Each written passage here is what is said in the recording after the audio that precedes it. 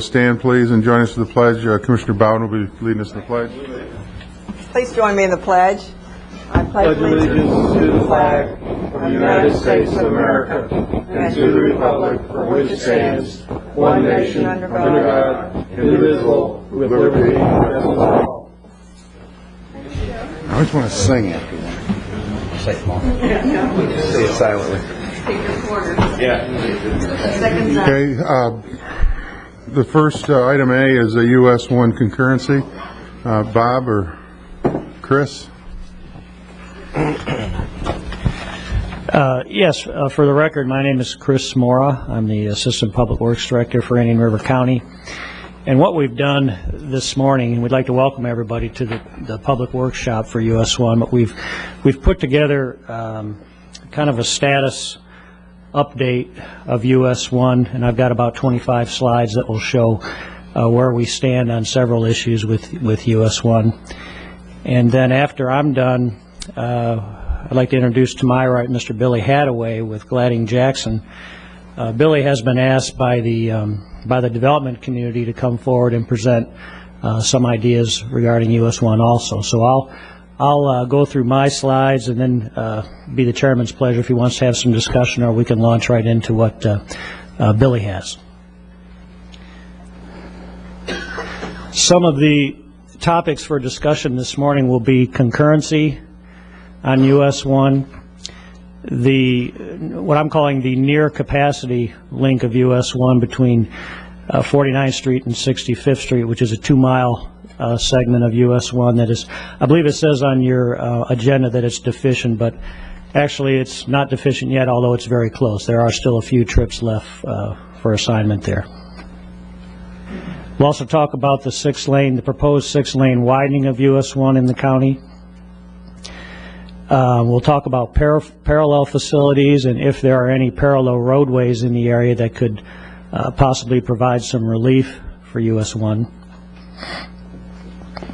And then we'll talk about some developers agreements that have been proposed to do that widening. Give you a little history of US-1. US-1's roots go back actually all the way back to 1914. It was originally part of the Dixie Highway system, which was a system of north-south roads in the country going from the Midwest to the Deep South. This was actually there were actually 2 Dixie Highways. This was actually part of the East Dixie Highway that ran all the way from Sault Ste. Marie, Michigan, which is at the very top of the Upper Peninsula of Michigan, right across from Canada, all the way down to Miami, Florida. Some of the other names that US-1 is known as in Florida are listed there. Federal Highway is a commonly used one, or Route 1 or Highway 1. It also has many local road names as it goes through the towns and cities. In Indian River County, US-1 is the major north-south arterial roadway in the county. It carries approximately 35,000 cars per day. It functions as a major commuter route between Vero Beach and Sebastian. Many people use it in their daily trip from home to work and back. It serves commerce very much. A lot of people that own businesses, and many businesses that operate in the county rely on US-1 to get goods to and from their customers, and many customers use it to go to businesses. So it's heavily used as a commercial route. It's also very much an evacuation route. People coming west off the barrier island will use it to get to the nearest east-west roadway to lead west, or if I-95 or the Turnpike fill up during an evacuation, they may use US-1 to go north-south. And then lastly, another thing that a lot of people don't realize, it's a heavily used utility route. Water, sewer, gas, electric, cable, everything tends to go along US-1 right-of-way. So basically, US-1 is a very integral part of the county's transportation plan. So integral that we continue to make, both the county and the state continue to make significant investment in US-1. And I'm going to go through some of the projects that we have currently on the books for US 1. This list here, or chart here, shows the current projects going on US 1, totaling almost $42 million.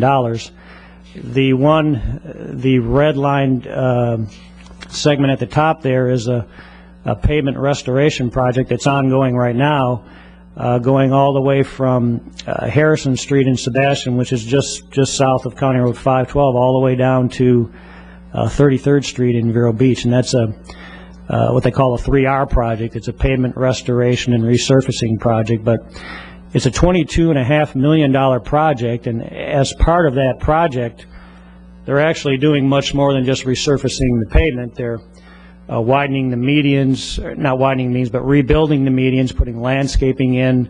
They're adding sidewalk. They're rebuilding all of the traffic signals to new mast arm hurricane-proof signals. They're actually adding 3 new traffic signals. At 69th Street we'll get a new signal, 53rd Street and also 41st Street will all get new traffic signals as part of this project. So it's a major project, a major investment that we're making in US 1.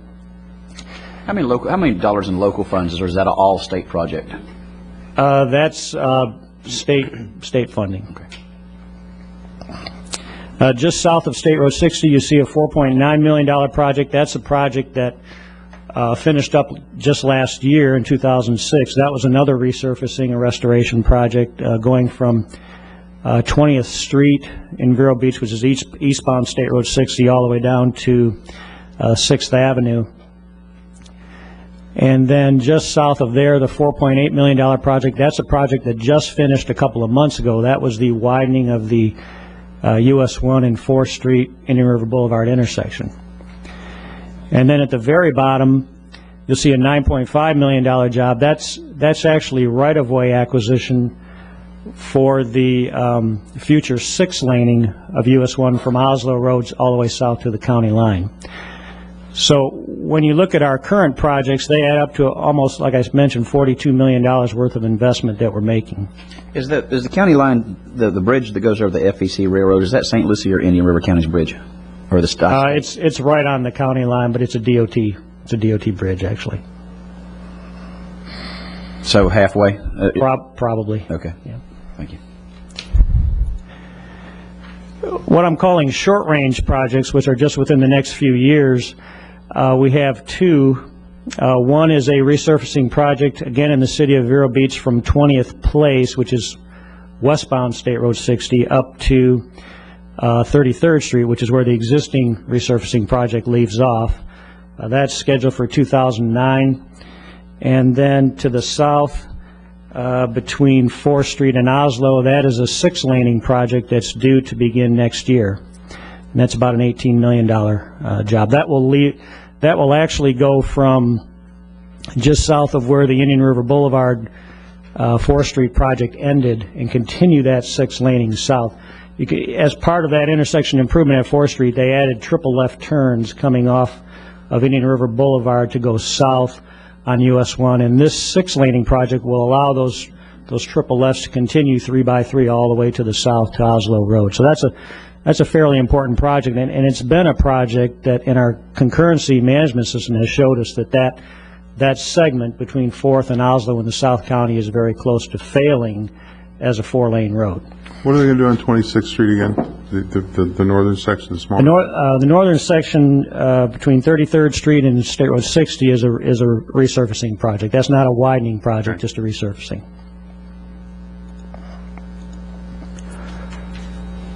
These are some of the projects in the county's long-range plan. And in our long-range plan, these are not funded projects, but they're what our traffic modeling has showed us is that they will be needed at some point in the future. And these are off of the 2030 county long-range plan.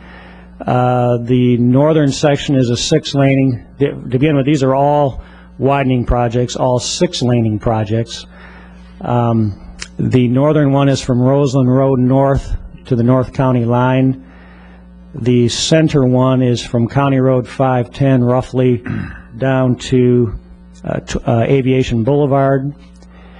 And then the bottom one is the one that I mentioned before in the short range that we're buying right-of-way for, is the 6-lane from Oslo Road south to the South County line. When you add these three projects together, they represent about $100 million, and those are very rough approximations, but they represent about $100 million worth of roadway projects currently not funded. How long range is that? How many years out? One of these projects, I believe the model showed, would be between 2011 and 2020, and two out of the three were between 2020 and 2030. Which is which?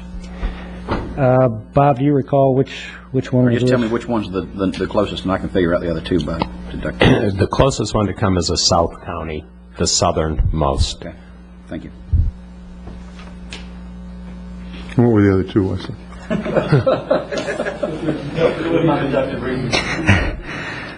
Today, we're going to talk about the middle one, and that's the one between Aviation Boulevard and County Road 510. This is the link that's, again, not currently funded, where it has segments that are getting very close to capacity.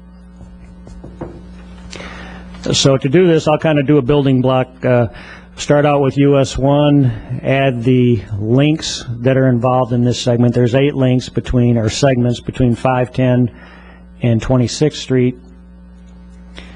Then on top of that, I'll show you the peak season, peak hour traffic demand, and these are all northbound, which is the peak direction on US 1, northbound traffic volumes. But before we start counting trips, can I just ask an overall question about this section? Without any major changes to the comp plan, will this be enough to handle the capacity for concurrency for our comp plan if it doesn't change?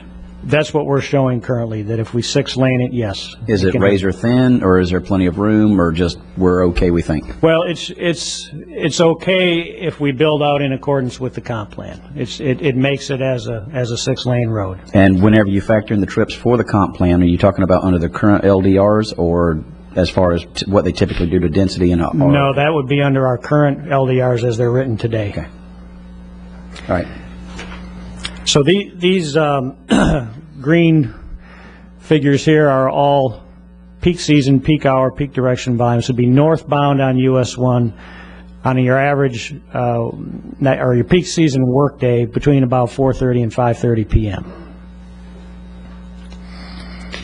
Now, if we take those and add in vested trips are those that for developments that have paid all their impact fees and they're fully reserved for those developments, you can see that those numbers increase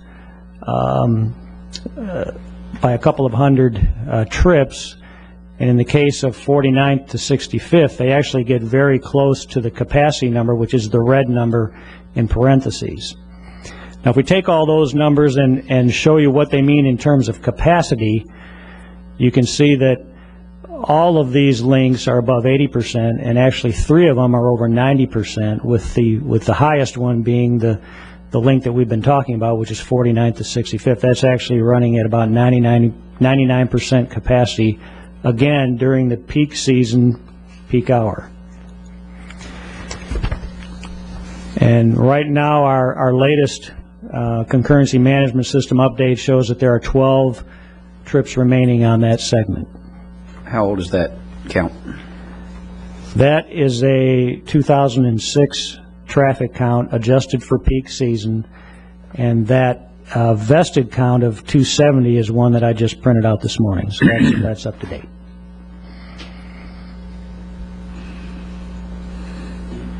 If we look at historical growth patterns and apply those to all of the links, these are how many years we have left on all of the segments. And you can see, obviously, the one 49th to 65th is just months away from failure, given that we're estimating at 99% of capacity. Now, with these time frames that you're looking at, does that include the slowdown in some of the developments that are not building and have actually, I mean, some of them are off the table? No, what it does is it looks at historical growths going back 4 or 5 years. So if you figure in a slowdown, then that number would be longer. It'd be extended. Okay. Well, that's the first good news I've heard today. So again, the county long-range road plans include the widening of US 1 from 4 lanes to 6 lanes in this segment. If that is done, then the peak hour, peak season, peak direction capacity would increase to 2,790 vehicles per hour. All of those segments would be okay. We're estimating currently that 6 laning between Aviation and 510, which is a length of about 7 miles, is estimated to cost anywhere from $50 to $70 million. I believe I used $70 million, the high-end cost, in my previous slide. And again, that widening is not currently scheduled or funded. If I'm on the federal highways like US 1, does the state handle all that, or does the federal money, is that still a federal highway? Or have they given that to the state? I believe that's a blend of federal and state funds.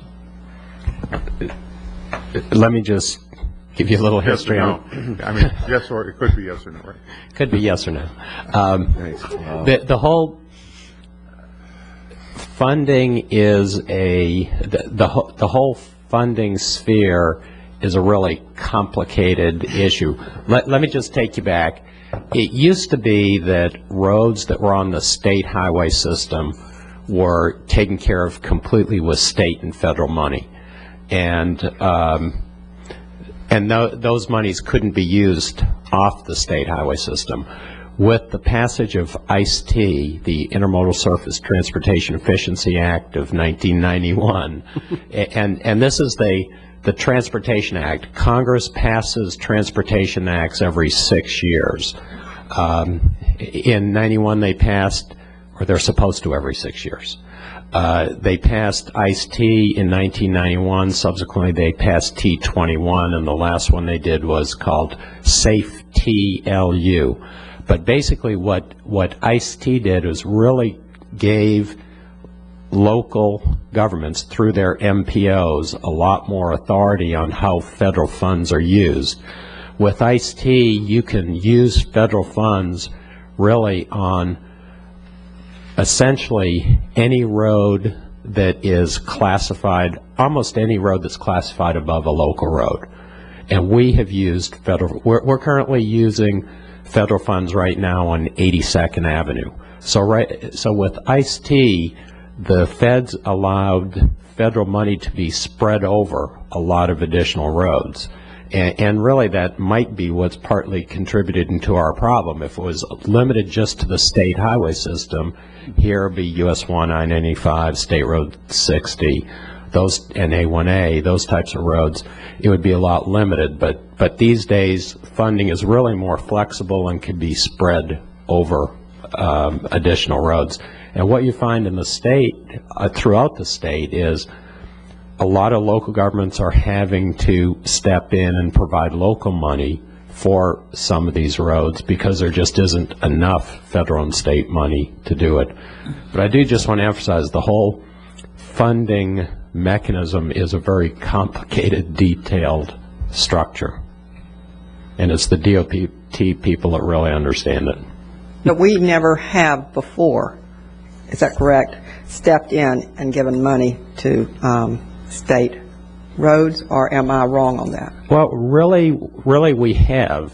To give you an idea, back when the Indian River Mall came in, they had to 6-lane State Road 60 from 58th to 66, and we gave them impact fee credits for a part of that. So in essence, we funded part of that. Yeah, but not what we're being asked to, the type of funding we're being asked to do from this point on.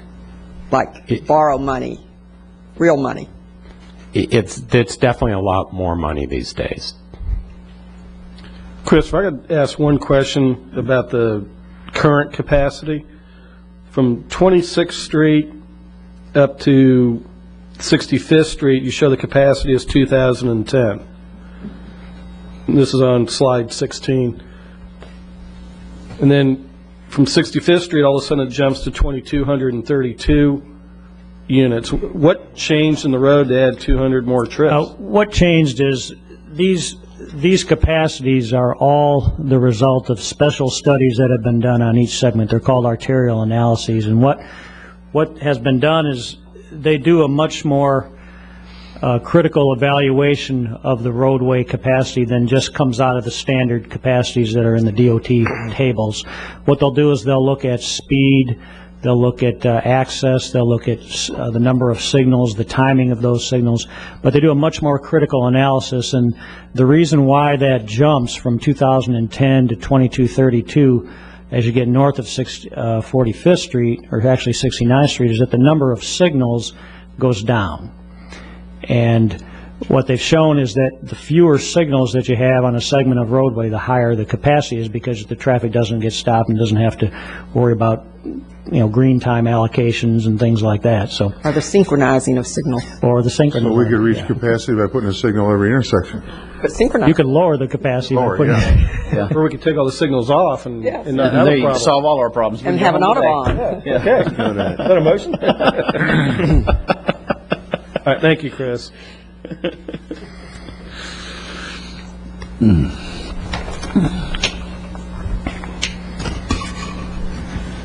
Talking a little bit about parallel facilities, it's been suggested that there may be some parallel facilities like Old Dixie Highway or Indian River Boulevard that could add capacity or maybe provide some relief to US 1. And we don't, when consultants do their traffic impact studies, they can put traffic on these other roadways to some extent, but some of these roadways have some impediments to travel.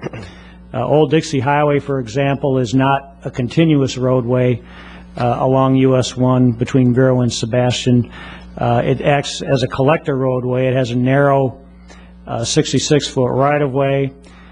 It has difficult access at County Road 510. In fact, as you're going west on 510 from US 1, you can't make a left turn directly onto Old Dixie. There's some restrictions there because of the short distance between Old Dixie and US 1. We can't allow traffic to stack up in between them and block the flow. There's also 3 four-way stops as you go south through the Gifford area. There's four-way stops at 49th Street, 45th Street, and 41st Street. And then there's also 2 or 3 packing houses at both 49th Street and 45th Street that use that area between Old Dixie Highway to the west, between Old Dixie and the railroad tracks, to park their citrus hauling vehicles. And they often will, as they're pulling in and out of there, they'll block Old Dixie for minutes at a time, and traffic will stack up. So it's just not an ideal alternative route for traffic, and traffic usually chooses to stay on US 1. As far as Indian River Boulevard goes, obviously it doesn't begin until you get south of 53rd Street, so it doesn't parallel US 1, that entire 49th to 65th link. And then there are some intersections on the boulevard and links that are also approaching capacity in their own right. So when they do the distribution of traffic using these models, the models are very sensitive to congestion and traffic flow. And as that model recognizes that there's restrictions to travel, say on Indian River Boulevard, some intersections approaching capacity, it will route traffic away from that and try and divert it. Another option is what's known as crawls, and that's actually a South Florida acronym, constrained roadway at lower level of service. And what would be done if that were adopted is the level of service would actually be changed from LOSD, which is our current capacity standard, to something lower. Normally it's in the level of service F range, which is the lowest. And what that would do is it would artificially raise the number of trips that would be allowed on US 1.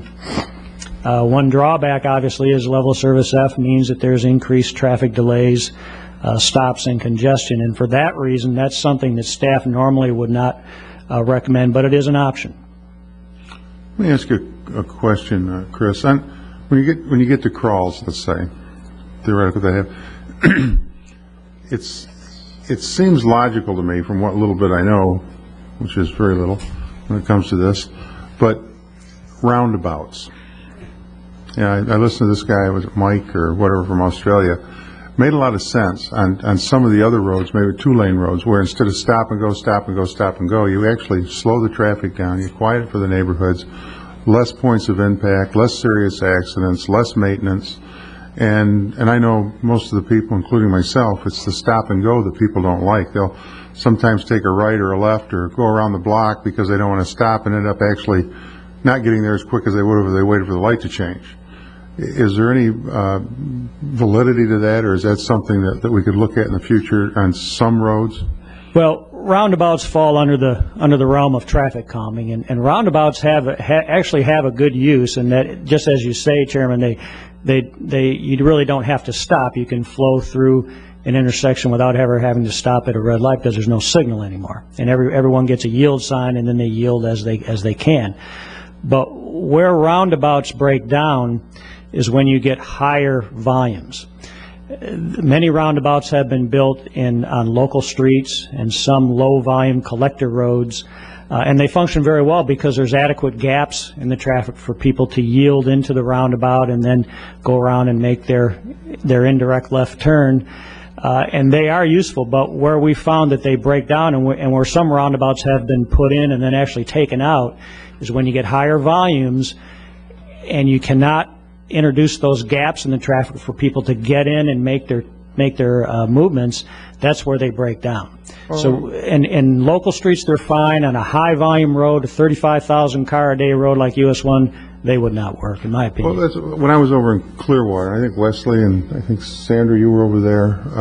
I'm not sure, but we were over there last September. Yeah, you come off the main bridge, which is, as far as I know, the main entrance to Clearwater Beach, which is quite a congested area.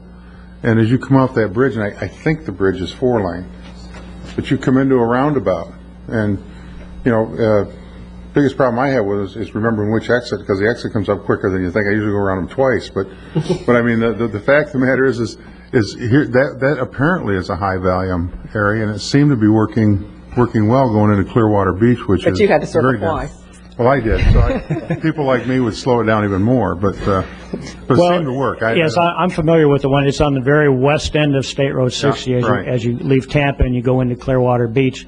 That roundabout was put in. What has happened, though, is, I don't know if you noticed, but at the entrance to that roundabout, and that's a very big roundabout with a lot of land, a lot of right-of-way was purchased, they've actually now signalized the entrances to that roundabout. Okay, it wasn't when I was there. Well, right now, during the peak hour, I've seen policemen out there manually advancing the traffic signal because with the roundabout, again, when you have high volumes, it's difficult to get a gap in traffic to turn into. So what people do is they come up to the yield sign and then they have to wait, and then the traffic stacks up behind them. So and that's pretty much the problem with roundabouts. Low volume, low access situations, they work well. Get into high volume situations, they don't. Okay, thank you. Chris, before you leave that slide, how much more capacity would we be adding if we do go to level service F? Well, I think one of the things we've tossed around at staff level is to go to something like we did with 43rd Avenue and 27th Avenue temporarily when we were going through the exercise of getting them back onto our comp plan, and we accepted an E+20 value, which added a couple of hundred, actually I think it was about 300 trips in the peak hour. In a situation like US 1, we'd probably have to make a difference. We'd probably have to go to something like E+40%, which would add probably on the order of 500 or 600 trips to US 1. Okay, thank you.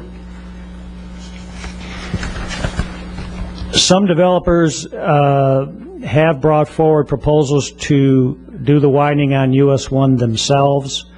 And staff is now evaluating some of these developer agreements. If these developer agreements would executed, the way they would work is that the county would obtain any additional right-of-way along US 1 if it was necessary, and then the developers would actually design and build US 1 and possibly receive an impact fee credit. Now, how much of a credit could we give them? Well, we've talked, again, at staff level to do something similar to 27th Avenue, but on 27th Avenue, we actually allowed up to 45% of their impact fee to be creditable based on how much they spent on widening 27th. This was the Oslo 27 project that Mr. Swanson was bringing forward. If we were to allow an impact fee credit on US 1, we've started to look at the numbers and done some calculations, but we estimate that the credit's probably going to be far lower than the 45% that we allowed with 27th Avenue. Why is that? Well, they're two different impact fee districts, and when we looked at the numbers, we still have to build a lot of other roads in those districts, and it's just that the amount of money that we had available in the South District was more than we would have available in this district where US 1 is located. So with all of the other roads that we have to build, 66th Avenue, County Road 510, these are going to be a pretty good drain on our revenue, and we don't think we can give that high of a credit if we give a credit on US 1. There's still a question of if? Yes. Yes. You got to remember, US 1 is not plugged in our impact fee calculations. This is a very big, I don't know how we're going to address it if we get budget constraints. I don't know if I'll be able to do this US 1 with the state's budget constraints. I'm only going to be able to go up so much. I'm actually going up to do their road, which they're not doing. If you look at the two major roads we're having problems with, they're both state roads, but they're going to give us budget constraints supposedly. So I won't be able to go up to do the roads. So you're suggesting we take this out of general fund? Pardon? You're suggesting we take this out of general fund and add $1? There's all the other funds. If they put, your budget can only go up so much of a percentage overall. If they do that, it'll be a real problem for us. And there's a good chance we'll be doing more roads for the state, because if you look at their budget and FDOT, it's actually going down in the next 5 years. They're putting less money in roads, so they must be expecting the local level to be picking up more of their roads, which is very nice. So a good way to balance your budget is to have someone else pay for it.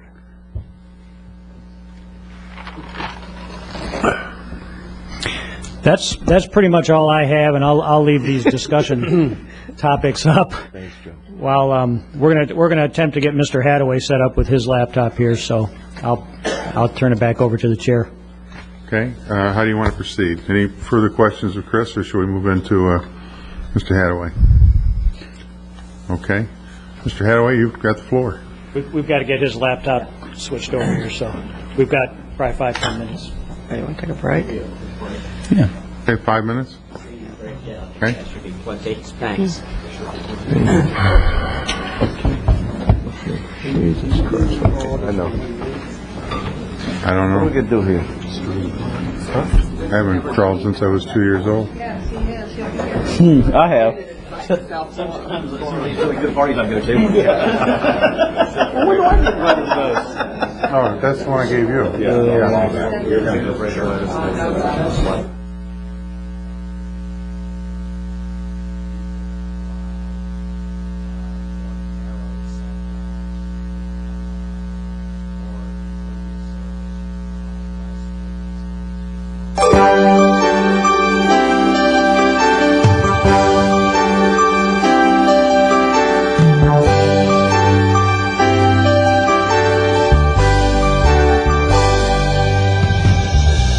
Your Indian River County Commission meeting is in a brief recess.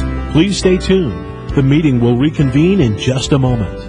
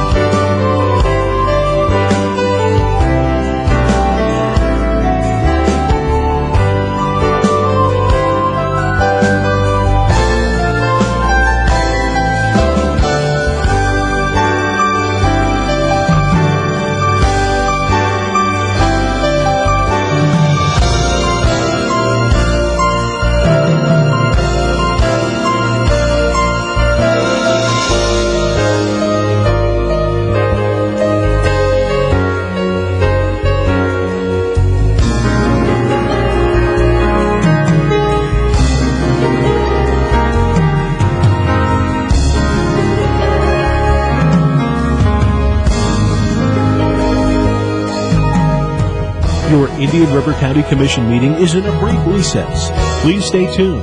The meeting will reconvene in just a moment.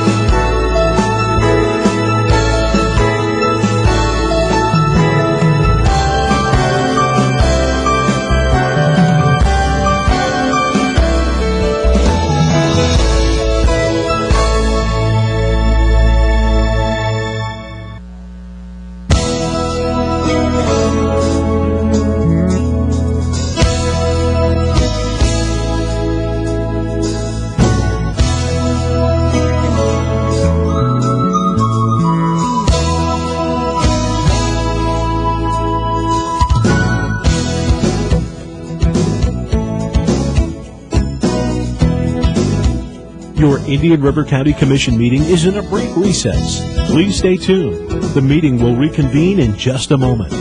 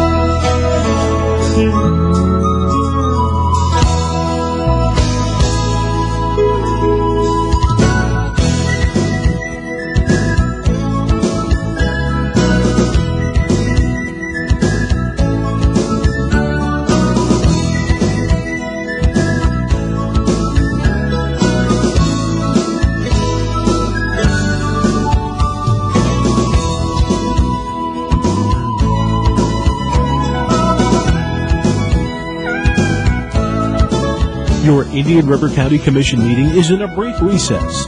Please stay tuned. The meeting will reconvene in just a moment.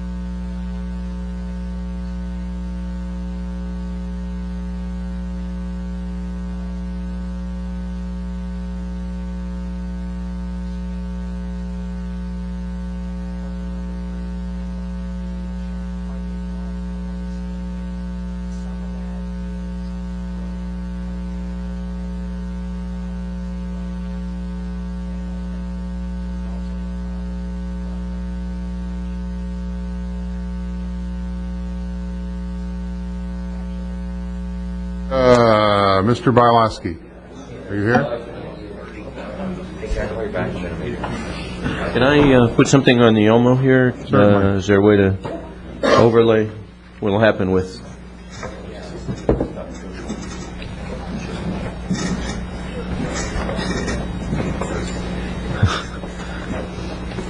Stan, is the Elmo man here? What happens? Is it on? Just hold it up. Just hold it up. Okay, well, I'm just going to hold it up. That's just fine with me. I will explain this then. If you can see my cartoon, this is a pop quiz for all of you.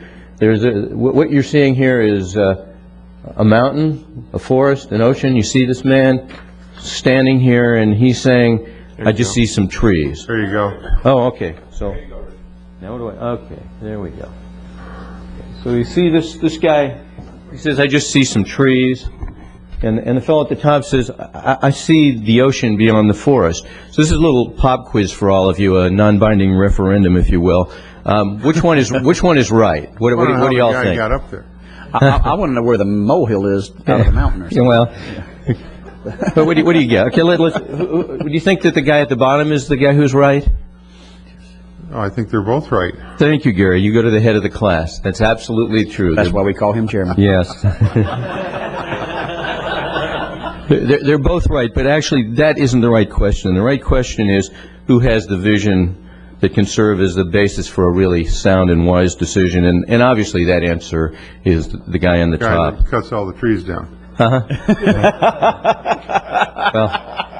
that's only to deal with that's just because we need to deal with the trees for the paperwork we have to go through. But you know, the big picture doesn't negate the reality of the trees. And the biggest challenge we have is probably convincing the guy who just sees the trees that there is, in fact, a bigger reality. And I just bring this up because I think we need to do some paradigm shifting as we move to hear what Billy Hadaway has to say. You know, we discuss concurrency here, and I think we all know intuitively that there's some bigger picture, and that this model isn't getting to the bigger picture. George continually asks these very pointed questions about how things are counted and how things are added, trying to increase the detail of the model to somehow get a grasp of what's going on. But I think that the model is somehow inadequate. I mean, basically, we are making decisions based on the ease of commuting at a certain hour of the day. It turns out to be 4,800 minutes of the year out of 525,600 minutes. It's less than 1% of the year that we're basing these conclusions on, and we're very committed intellectually to this model. I think we're also hypnotized into thinking that $2.30 a gallon gasoline is an immortal reality, and that there's never going to be a time when that changes. The fact is that you know, if there was a politician, a national politician with an ounce of courage, we'd have a serious gas tax that would start dealing with the real problems we're going to have. But there's going to come a time when people don't make as many trips, and people in Sebastian who work in Vero Beach are going to think about van pooling. It's a reality. We can pretend that reality doesn't affect this model, but you know it has to. You know, we need to climb the hill to see the big picture. We need to be more creative. And, you know, with all due respect, you can't look to staff for that. Not because they're not talented and creative people, because they are, but it's a culture. It's a cultural thing. It's not built in to being part of the planning and traffic staff here to offer creative solutions. I mean, to me, it would be, you know, like a second lieutenant in battle wearing a red shirt. They got enough to deal with on a day-to-day basis. Just, you know, with everybody running from one side of the boat to the other side of the boat, it's a challenge to keep that thing upright, let alone make it move forward. So I think we need to look outside the box and for creative solutions. You know, I'm always up here talking about sort of my previous lifetime in the parallel universe of the other side of the country. And we've had the same discussion before about US 1, except there were two numbers added to it. It was US 101, and it was like, an absolute same discussion. And it was during that discussion that I first heard a presentation from Walter Kulash. Walter Kulash is a member of the Transportation Planning Group at Gladding-Jackson in Orlando. I heard that presentation in California. Bob Swift and I were talking about that. Bob had also seen Walter speak, and it occurred to us that we had in our own backyard one of the foremost visionary transportation planning groups in the country, and that's why we brought Ian Lockwood to town back in August. And Ian, I think, began to change our perception of how we could look at traffic and transportation planning in general, and shift the paradigm to a more planning-based rather than a totally traffic computation-based understanding. The next phase is for us, is to see what can we do to implement that. That's why we invited Billy Hadaway, who's part of that transportation planning team. And Billy, I was going to tell you some of Billy's career points, but Billy said he'd like to do that himself. He has a very, very impressive resume, and I think you'll understand why he's one of the ideal people we could all look to solve this problem. A lot of us saw Billy speak at the Congress of New Urbanism conference in Winter Park a few weeks ago. It was a very impressive presentation, and I think there's someplace better we can go. Gary Wheeler, you told me a few weeks ago that you had a vision that Indian River County, it's already a unique place, but it could be more unique. We could do some things that were special and different, and we have that opportunity. When there were discussions of moratoriums to slow things down, I got up many years ago and said, don't bother to pass a moratorium, just pass a recession. You'll get one automatically. And we have one now in terms of building. Things have slowed down. We're not under the pressure that we were under, and it's a great opportunity. And if everyone's paying attention right now, I think you know that the majority of the development community, the local development community that's left standing here, we're not very far apart from all of those who have talked about controlling the quality of growth and the pace of growth. I think we have a golden opportunity. We're not overwhelmed by what's going on. We're all on the same page. I think we have the opportunity to do something that's meaningful and lasting.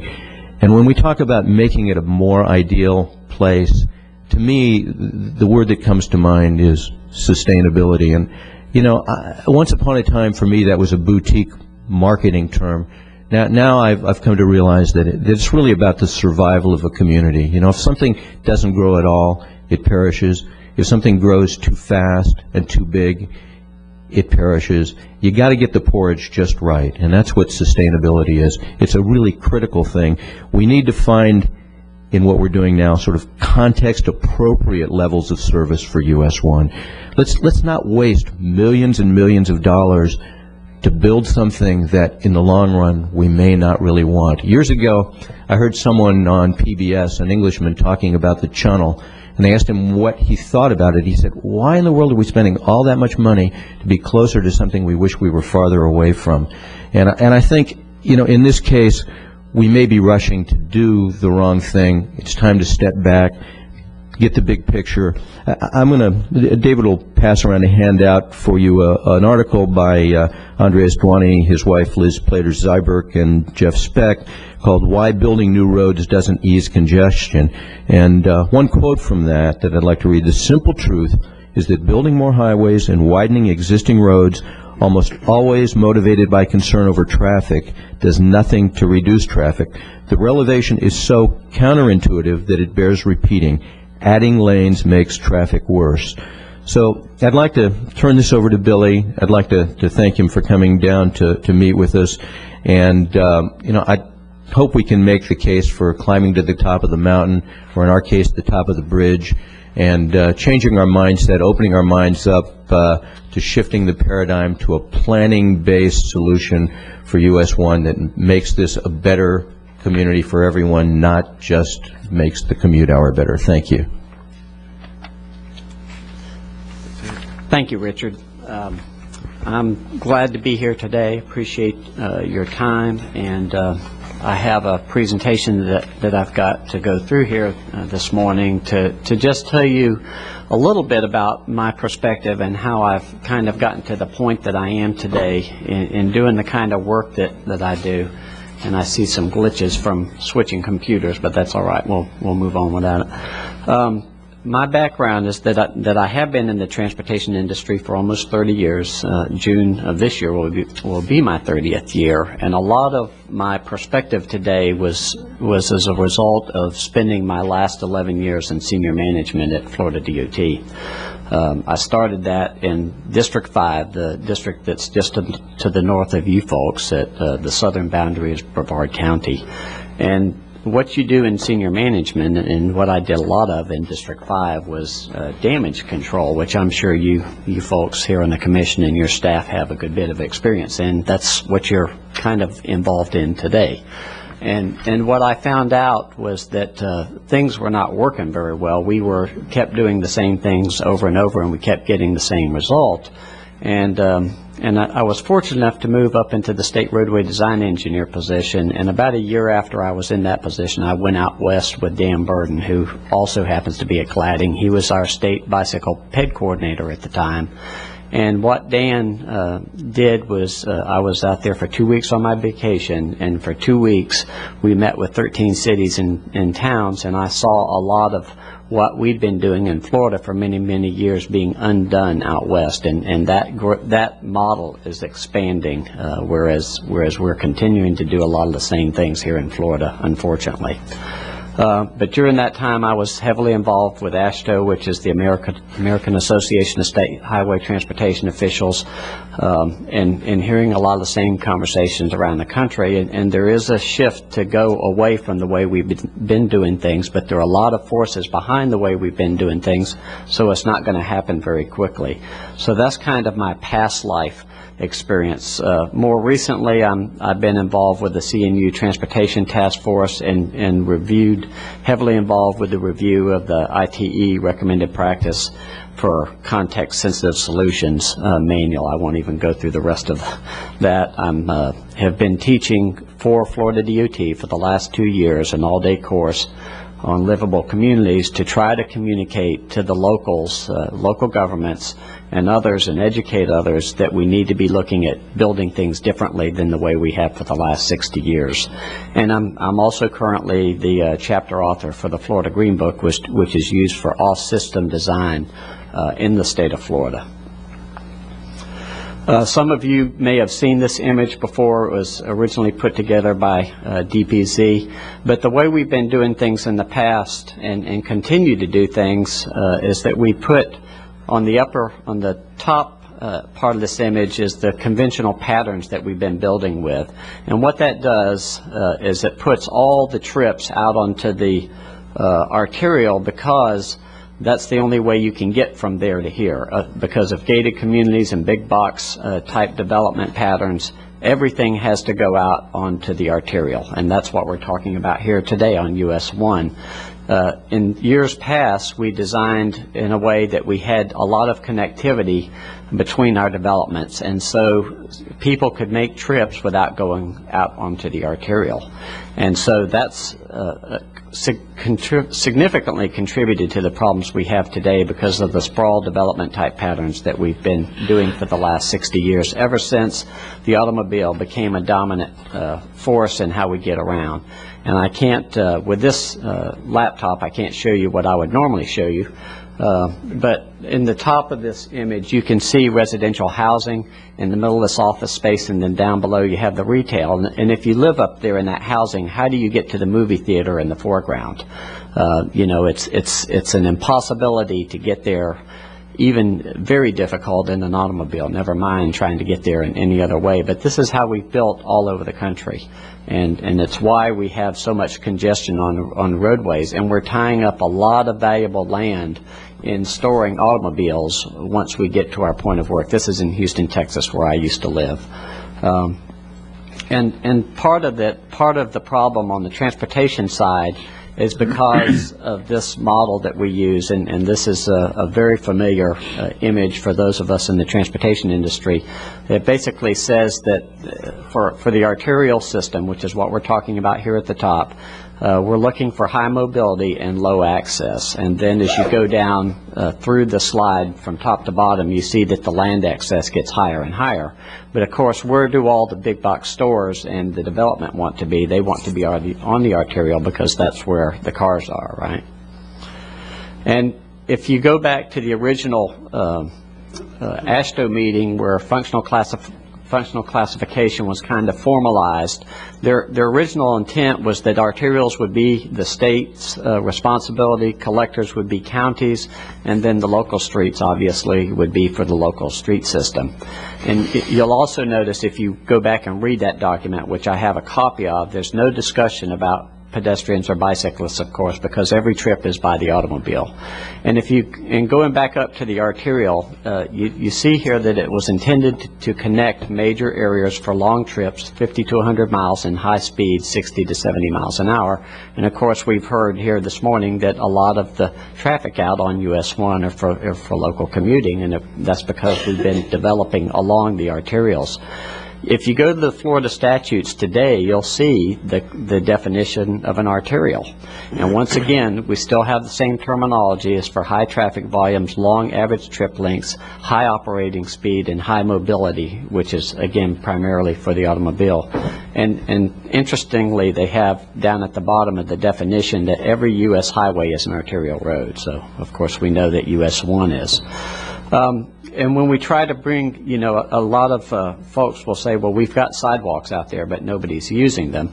And a part of it, there's two reasons for that. One is that pedestrians are not going to be comfortable walking in a high-speed environment, which is what we have on the arterial. And another reason is because of safety. I mean, we know that kind of environment is not a safe environment for the pedestrian. And if you look at the statistics, if you get hit by an automobile at a speed higher than 40 miles an hour, basically you're a goner. And for those who survive, what is their quality of life? And of course, most of these roads are 50 and 55 miles an hour. So we're not going to have pedestrian activity on that type of environment. Although we do have some brave souls. This woman was walking her twins when I went to do a presentation at the Pro Bike, Pro Walk conference in Tampa a couple of years. But you can see we've just made most of our arterials completely hostile to the pedestrian. And while we do have a high standard of living in our country, most everybody can afford a car, our quality of life is not the greatest because we're not paying attention to providing facilities where people other than those who have an automobile can get around. And this is not a new problem. Some of you may or may not be familiar with this quote. John Nolan, back in 1926, who was the master planner for Sarasota and some other communities throughout the country, knew even back then. But we've had a lot of things that contributed to this. Back in the 50s, we had ads like this: drive more, it gets cheaper by the mile. And of course, we know that that's not the case. This picture I took up in Washington, D.C. right after the hurricane that wiped out our production facilities along the Gulf Coast. And I think there's hardly anyone today that doesn't expect us to see this again, and not because of a hurricane necessarily. And I think it's interesting that the oil industry recognizes the problem as well. Although you don't see them as front and center on this issue, they definitely understand that there's a limit to where the oil is going to be. And it's not necessarily that we're running out of oil as much as it is the cost will be so high. And of course, we've got oil in a lot of countries where people don't like us, and that doesn't create a very great environment for us as well. Anyone that's been following the growth that's occurring in China and India understands what's happening to our construction material costs. And of course, they're competing for fuel as well. I've read that there's 1,000 cars a day being added to the streets of Beijing because their middle class is growing exponentially. So we've got a lot of things that we're facing that are going to impact on our ability to keep having cheap oil. Another thing that's contributed to the situation that we have today, this is the model that we've been using for development for the last 60 years. And of course, we can't just blame the DOT. I worked there for 23 years, and I certainly know all of their weaknesses, but there are other people contributing to the problem as well. And it's the single-use zoning. It's businesses, big box businesses, single residential families in low density, and then that creates isolated neighborhoods, which puts more demand on the other side to create more capacity on the roadway, which again is what we're talking about. So we do wider roads, and we just keep going back through this cycle, most of which continues to go to the arterial. And there's a lot of opposition to changing this model. I've worked throughout the country trying to help communities who are trying to change their transportation and land use patterns, and even within their own staffs we run into problems with folks who have a mindset that, you know, we can't do things differently than the way we've been doing them in the past. And like I said earlier, I spent a lot of time doing damage control, and I just saw that things were not working within our organization in terms of how we were dealing with the capacity problems. There are places where obviously we've got to invest in the arterial, where we've got to invest in the state highway, but there are other solutions than putting it all on the arterials. And so the smart growth model is to change the way we develop our land and to look at how we develop our housing, which will also help us with the issue of affordable housing, and to look at the way we develop our transportation system so that we have options other than just the automobile. This is a location that I went to when I went to out west with Dan in '96. Is anyone familiar with this location by chance on the commission? Yes, sir. Do you know what used to be there on the Embarcadero? I think it used to be warehousing. That's right, and it was an elevated freeway which was damaged during the earthquake. And there was a voter referendum that went before the public because it was an extremely difficult political issue for the locals to deal with, and so they put it to a voter referendum, and the voters voted, rather than to replace the elevated freeway, to tear the freeway down. And so this is what's there today. It's a mixed-use environment. I've been there a number of times since then. It's a great place to go. A lot of people go down to the piers. There's all kinds of tourist attractions and restaurants. And now you can see that it accommodates things other than just a freeway. And it still carries a lot of people, but it carries them in all different modes. The sidewalks are just packed even during lunchtime. And so the idea is that we've got to use different tools than we've been using recently. These tools were the tools that we used back before the automobile. So it's not that we're doing something new. We're reclaiming what we knew in the past and using the right tools in the right place. And part of that is that we have to have more connectivity in our network. And I know that can be challenges for a corridor like US 1 where you have the railroad right up against it, but we have to look to try to do the best we can, I think, in those locations. And we have to look at the types of housing and retail mixes. This is in Winter Park, Florida, where I grew up. People live and work and do a lot of business in this area without having to get into a car to conduct business. I'm currently living in downtown Orlando, and I can walk to work every day. Tools like back and angle parking, all things that we've not done in the past, but we're learning are work much better than front end angle parking, for example. Narrower lanes to get the speeds down so that it's less, the environment's less hostile for the pedestrians and bicyclists. We heard earlier discussion about roundabouts. They're like any other tool to me in the toolbox. There are places that work where they work very well. There are places that they will not work well as well, just like a signal. Signals don't work everywhere either. But yet we know that they have enormous improvements in terms of safety. That is something we can't argue about, and as a result, the feds are funding intersection replacements with roundabouts for 100%, with 100% funding where there are safety problems that the locals are trying to fix.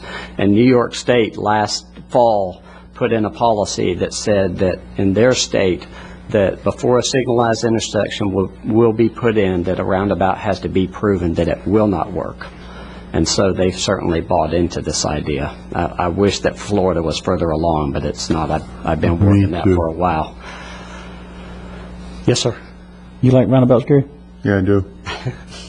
Well, they're in the right place. They work just fine, and I would disagree that they're just for low-capacity roads. They're the right place. They are the right tool, and I drove through one every day until I moved to Orlando. I drove through a single lane roundabout every day that handled 15,000 cars, and I never saw more than 4 cars backed up on any leg. I'd like to, like 43rd Avenue or 27th Avenue, which are primarily residential, and we're going to be 4-laning and so on and so forth in some of them. But I think a roundabout would move from what I've only been to some presentations. I'm not an engineer.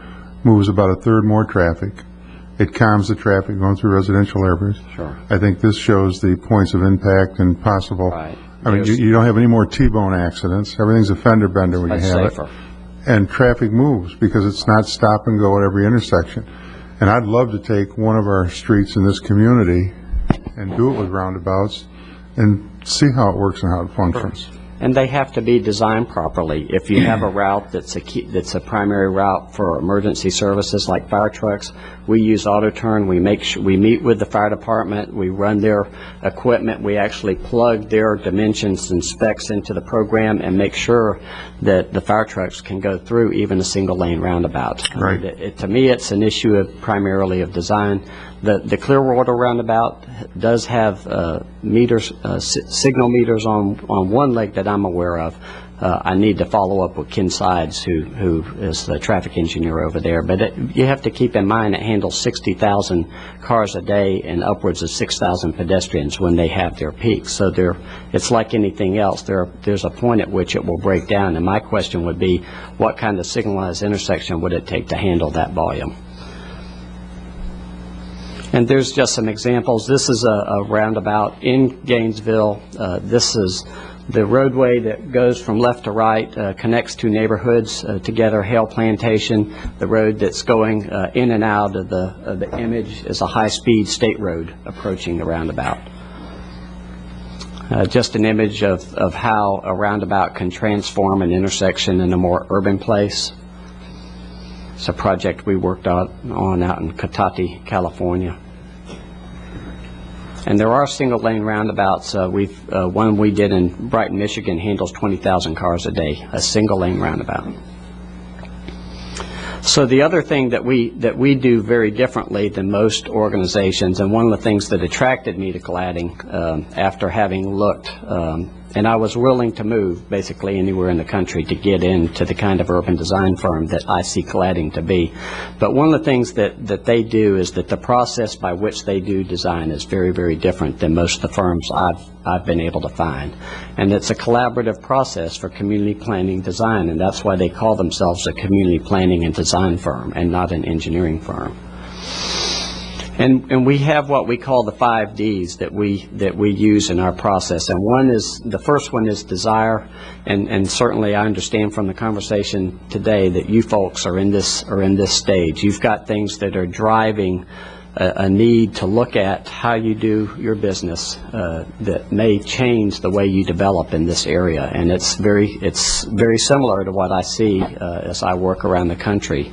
The next stage is what we call discovery, and that's the data collection phase. And we do that differently than most firms. We work with the locals in design charrettes or workshops, whatever you want to call them. We work with the local stakeholders in an iterative process in a short time frame, so we get a lot of input into the process. And we do this a number of ways. Part of the discovery process is advanced trips where we go and basically figure out what the scope for the project needs to be, and then we come back after we've collected data and go into a week-long charrette. So we handle this a number of ways, but that's basically finding out what the community wants, what their vision is, and then laying out a plan to work with them in establishing some solutions to that, to their challenges.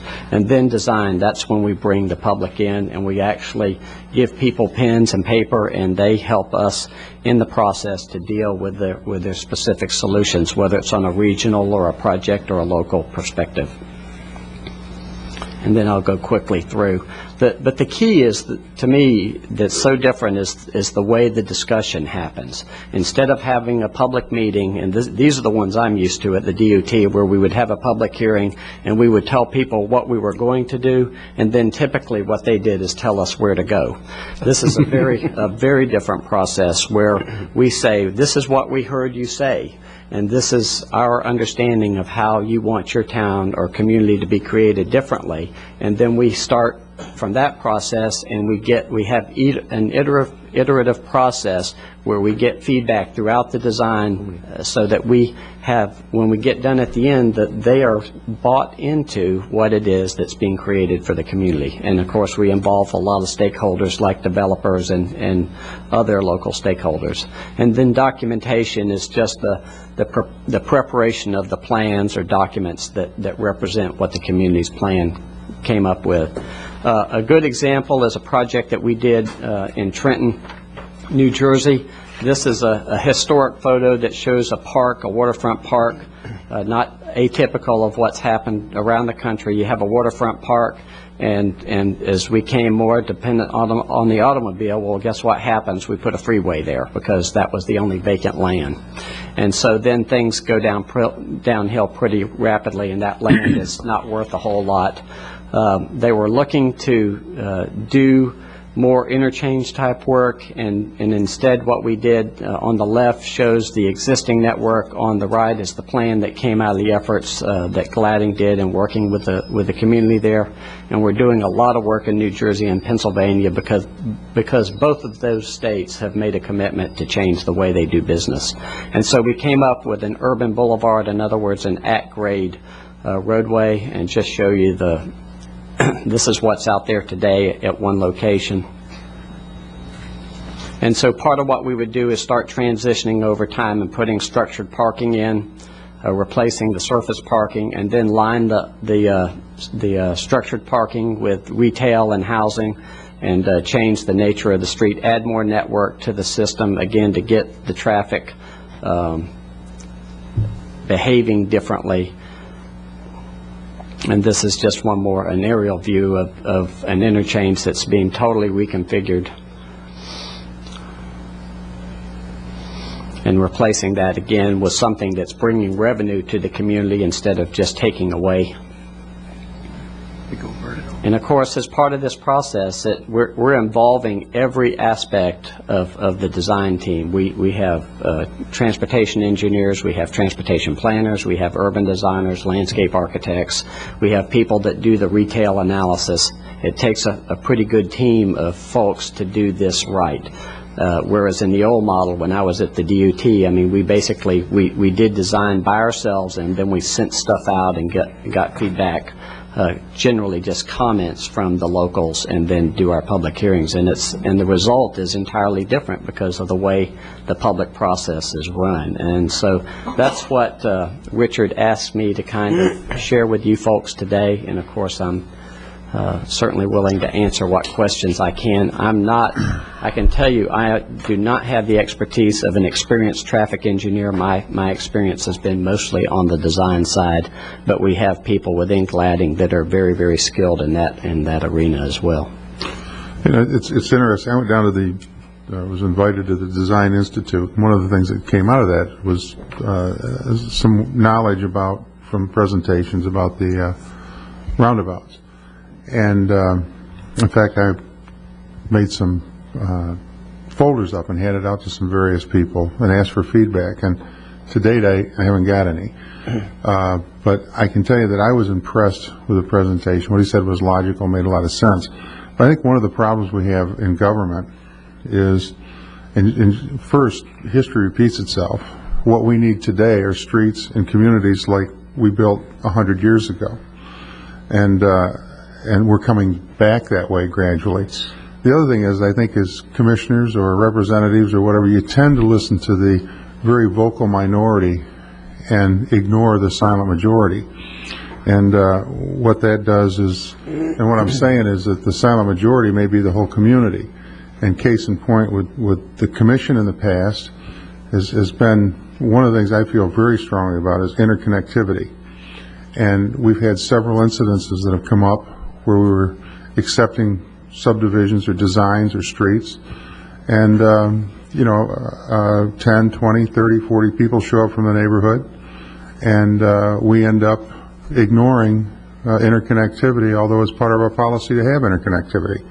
And that's one of the problems with government in general. It's not just this county, it's all over the country. It's all over the country. And it's unfortunate that you can't keep your eye on the whole problem and do what's good in that particular case, what's good for the entire community, and kind of upset some people in a small neighborhood, because that's what's going to happen. Sure. But it's hard for people to do that. It's a tough job that you have. Very much. Wesley or Peter, any of you have any questions, Sandra? Well, it sounds like to me that I understand what you're saying, but it sounds like to me we almost should be having a discussion on whether or not to revamp our comp plan. You may. Versus what are we going to do about US 1? Most people do need to do that, and if what Richard is saying is true, if the pressure is off, it would be a good time to seriously revisit how you're making those decisions today. Well, and in doing so, if we'll take the ones affecting US 1. It would be, I could see a roundabout at 53rd and Aviation Boulevard and have it go up through the DeVosta project and come out. That would mean probably not having a gate inside the Mandela Club, but us have some connectivity on the east side of US 1 as it goes through, and a roundabout. And so, I understand what you're saying, but understand what the developments that you're putting forward are forcing us almost into a position of six-laning US 1. And I don't know your local issues well enough to answer that question. One of the most interesting things I think I've ever watched, probably on Discovery Channel or something, was about New York City. And when they built New York City, and that Central Park is all man-made, and that they had the foresight to lay a grid system out. And when they started building that grid system, if you had a house there, too bad. The grid system's going through. And I can't imagine places like New York City or Chicago or other places with getting around with traffic if they start doing what some of our smaller communities do. And just like you said, and I've said for a few years that, you can live 200 feet from a friend of yours who's in a different subdivision. You have to drive 5 miles to go visit him or climb over the fence. Right. And but there are problems with that, and I like, the only thing that I don't really care about with these new plans is that part of the draw to develop them generally is higher density. Right. And I don't care for higher density, but I do like interconnectivity and roundabouts. Sure. And it's not for everyone. The higher density, the thing that we know is that when you have higher density, you have to pay a lot more attention to design details. We can't design the way we've been designing in the past because that's what people object to is the quality of design that we've had with higher density for the last 30 or 40 years. When you have good design density, if you have a chance to go to Baldwin Park, for example, in Orlando, which I live within 2 miles of, there is high density there, and you have multi-million-dollar houses that are on adjacent blocks to condos. And so a lot of it has to do with the kind of design that you create your community with. Yeah, I've been to Baldwin Park, and I think probably, I know other commissioners have been there also. I don't know which ones, but it's a very unique, in fact, the most of it feels kind of like my neighborhood in upstate New York, except with a much higher density. Exactly. But the problem with the higher density is, of course, they've got shorter driveways, and if they've got a driveway at all, and but the architectural and the neighborhood, the atmosphere is nice with walking parks and so on and so forth. Exactly. But the problem with the higher density is what it does when it reaches outside that neighborhood. Now your roads are filling up more, and you've just got more problems because you got more people. Right. It's called I-4. Mm-hmm. Exactly. Gridlock. But I liked your presentation, and I'd like, for one, I'd be interested in as one commissioner, looking outside the box and doing some, maybe some things that politically may be courageous because some people may not like them. In fact, that happens a lot. Sometimes it's 5 or 10 years after something's done before people realize there's a value to it when they were opposed to it and change. Most of us don't like change. Right, and I spent 23 years in the FDUT, and what I felt was a very good organization with a lot of character flaws. And you know, most organizations, most agencies, most governments, and even I would say private sector organizations, most of us are not willing to make radical change until we're in crisis, and it's unfortunate that to me that it takes that point to get there, but many times there are people that step up and see what's coming and are willing to make the change. And to me, it's not a silver bullet. This is not a silver bullet. It's hard work to get there. Well, for example, changing your comp plans. Mm-hmm. Well, I'm hoping with your presentation and with what Chris pointed out, that as we proceed through this, one of the reasons I like public hearings is to get input. I've always believed you get enough heads together, you can come up with some good ideas to move forward with. So, any questions from anyone or comments? If not, we'll move on to the next item. Thank you. Thank you. And I guess would be down to, are we down to, Chris, to parallel North Roads? Did you cover all those, or developers agreement? We're kind of losing track as to specifically where we're at on the agenda. Yeah, what I pretty much did is in my presentation, I tried to cover all of those points that are in item 3 in the agenda, and we're available for questions if anyone wants to pursue any of those, or if you want to go right into the public hearing, that's fine. We'll open it up to the public and see what ideas all of you may have on how to solve our problem. Anybody like to speak on this matter? One at a time, please. Yeah, don't everybody rush to the mic. Yeah. How did I know? I thought it would be Paladin first, but. Good morning, Chuck Meckling, 1999 Point West Drive. And I want to thank you, Gary, for your comment, because I believe that being an elected official is being a leader, and I think that looking outside of the box is an issue that's in front of all of us. We have an issue on US 1. We have an issue on State Road 60. I know we've discussed issues there to bring about some concepts of solutions that can be palatable to the community as a whole. But I think most off, if we're going a direction, I would hope to see that we would hire a consultant such as Gladys Jackson to actually look at, to bring some ideas forth, to maybe go through this whole process to actually be able to say, here for our community is a vision of what we would like to see happen. And that's what I think we are all about here, is what do we want our community to look like? What are we going to do for our future?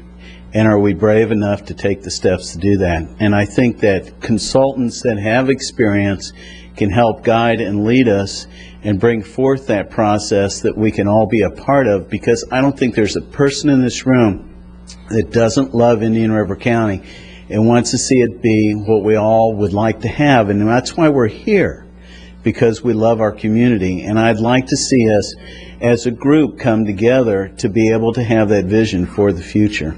Thank you. Thank you, Chuck.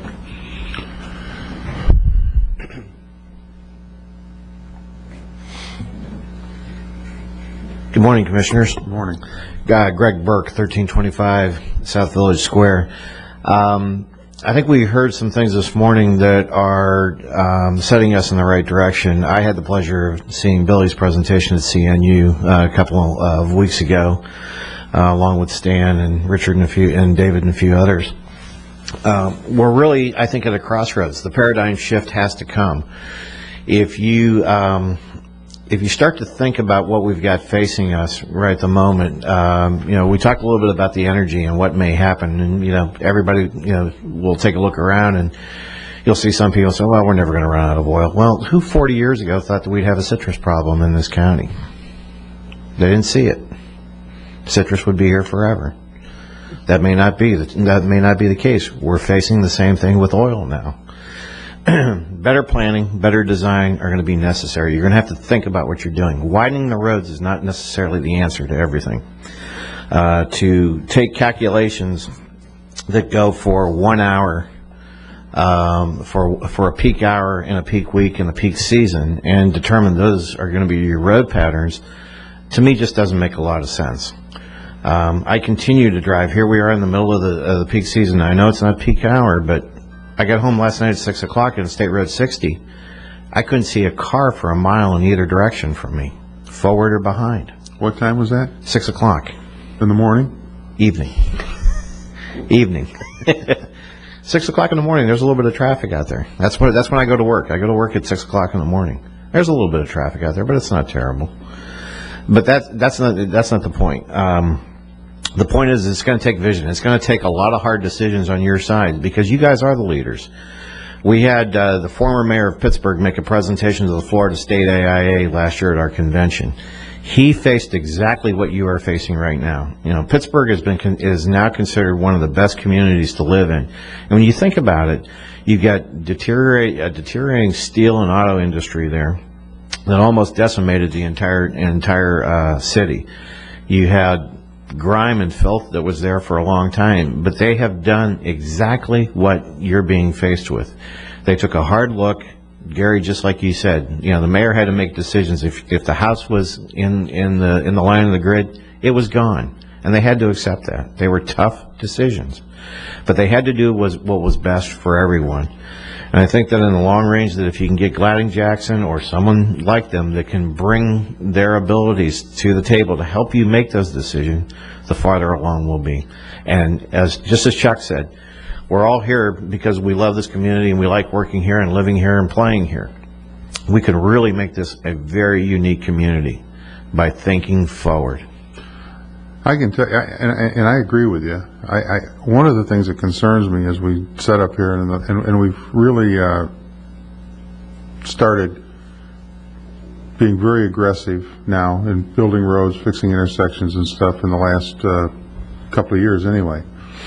And or probably the last 4 years, I guess. It started with when Newberger and Fletcher, Lowther were here and so on and so forth, and we were here. But one of the things that concerns me, and I that's why I like the presentation. I like some of these things, and the pictures look good and everything else. I'd like to see them work, but one of the problems, and one of the things that I really think is very bad for Indian River County, is our solution to everything is either 4-laning or 6-laning or widening intersections and pumping more and more people into the arteries and less connectivity. Absolutely. And I happen to live by choice, but it was a deterrent when I bought the house in a gated community. I don't like gated communities. I don't even like living in one. Mm-hmm. But all of the property, one of the worst deals I've seen in Indian River County right now is Woodfield that Centex is building. Mm-hmm. You got 33rd Street, which is going to have a lot of development out there. There's a lot of vacant land. There's vacant land behind my neighborhood. And they just put a gate up at Oak Chase to shut that street off. Ours is gated. There's a big cow pasture behind us that no doubt will be developed at some point in time. And right now, there's only 2 ways out of 33rd Street, 66th Avenue or 58th Avenue. And I think it was short-sighted not to put a connector through Woodfield, which was the only place in that block that you could put a street through to get to the mall, another high-density area, or high-traffic area. Right. But 66 is going to be 4-lane, 58th is going to be 4-lane, 43rd is going to be 4-lane, 27th is going to be 4-lane. We're looking at 6-laning Route 60, and I don't like that, but we don't really have a workable solution at this point. And I think we get back to the commission level if there's support. I'd be interested in pursuing some of these ideas as one commissioner. As you say, it's a cycle too. Those are the areas that are undeveloped. We can start to apply this new pattern too. You know, part of that too is bringing in. We're kind of isolated with where we are with retail and services. You basically go to State Road 60 or US 1. That's why there's traffic out there. We start to localize some of that planning so that you have mixed use and the interconnectivity. We'll take some of those trips off the road, and it doesn't mean that you have to 6-lane every one of our major arterials. They can stay at 4 lanes.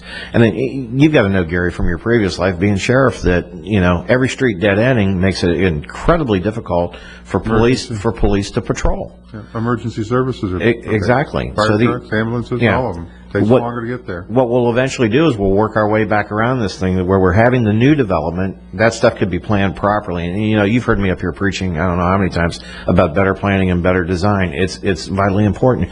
We'll work our way around to those other neighborhoods at some point in time. They'll go through a regentrification, 40, 50 years from now. Those trends can work their way into that side on the back side. But it's important that we start looking at all these areas that are open, and we know that they're going to grow at some point in time. I think we're all in the same mind. We don't want to see large, sprawling developments be created by the big builders that come in from out of town. Come in, make their money, and leave. We don't want to see that. We've got the opportunity right now to do the proper planning, to set these neighborhoods in line so that people can get around. They don't necessarily have to be Baldwin Parks. And density in a small area may not be a bad idea. We're not asking for 5, 6, 7, 10 stories. 3 and 4 story buildings that, still have the quaintness and allow you to walk and to travel are the direction that we need to go, in my opinion. Well, yeah. And I'm not a big fan of having all the density. I mean, I've lived in major cities. I've lived in Houston. I've worked in Manhattan. I lived in Dallas. Believe me, I don't want to live in those places anymore. That's why I'm back in a little town. Well, it's not just designing too with the downtown area and so on and so forth. I see a lot. I'm anxious to see how it's going to work in practicality, though, when people start moving in and occupying these places, and if they change their thought process. My neighborhood is 0.6 of a mile around the block. Mm-hmm. There's 109 houses in there. Mm-hmm. We have a clubhouse, and I can tell you that 90% of the people that go to that clubhouse drive. They don't. Well, yeah, I know you mentioned that. And it's a paradigm shift too. But I think you're finding, you probably saw the announcement in the paper this morning. Publix is bringing in a fresh market. A fresh market, and they're doing that because they see the people that are going to be living here as people who are more interested in health and in well-being, and these are going to be the people that are going to be walking and will want to walk.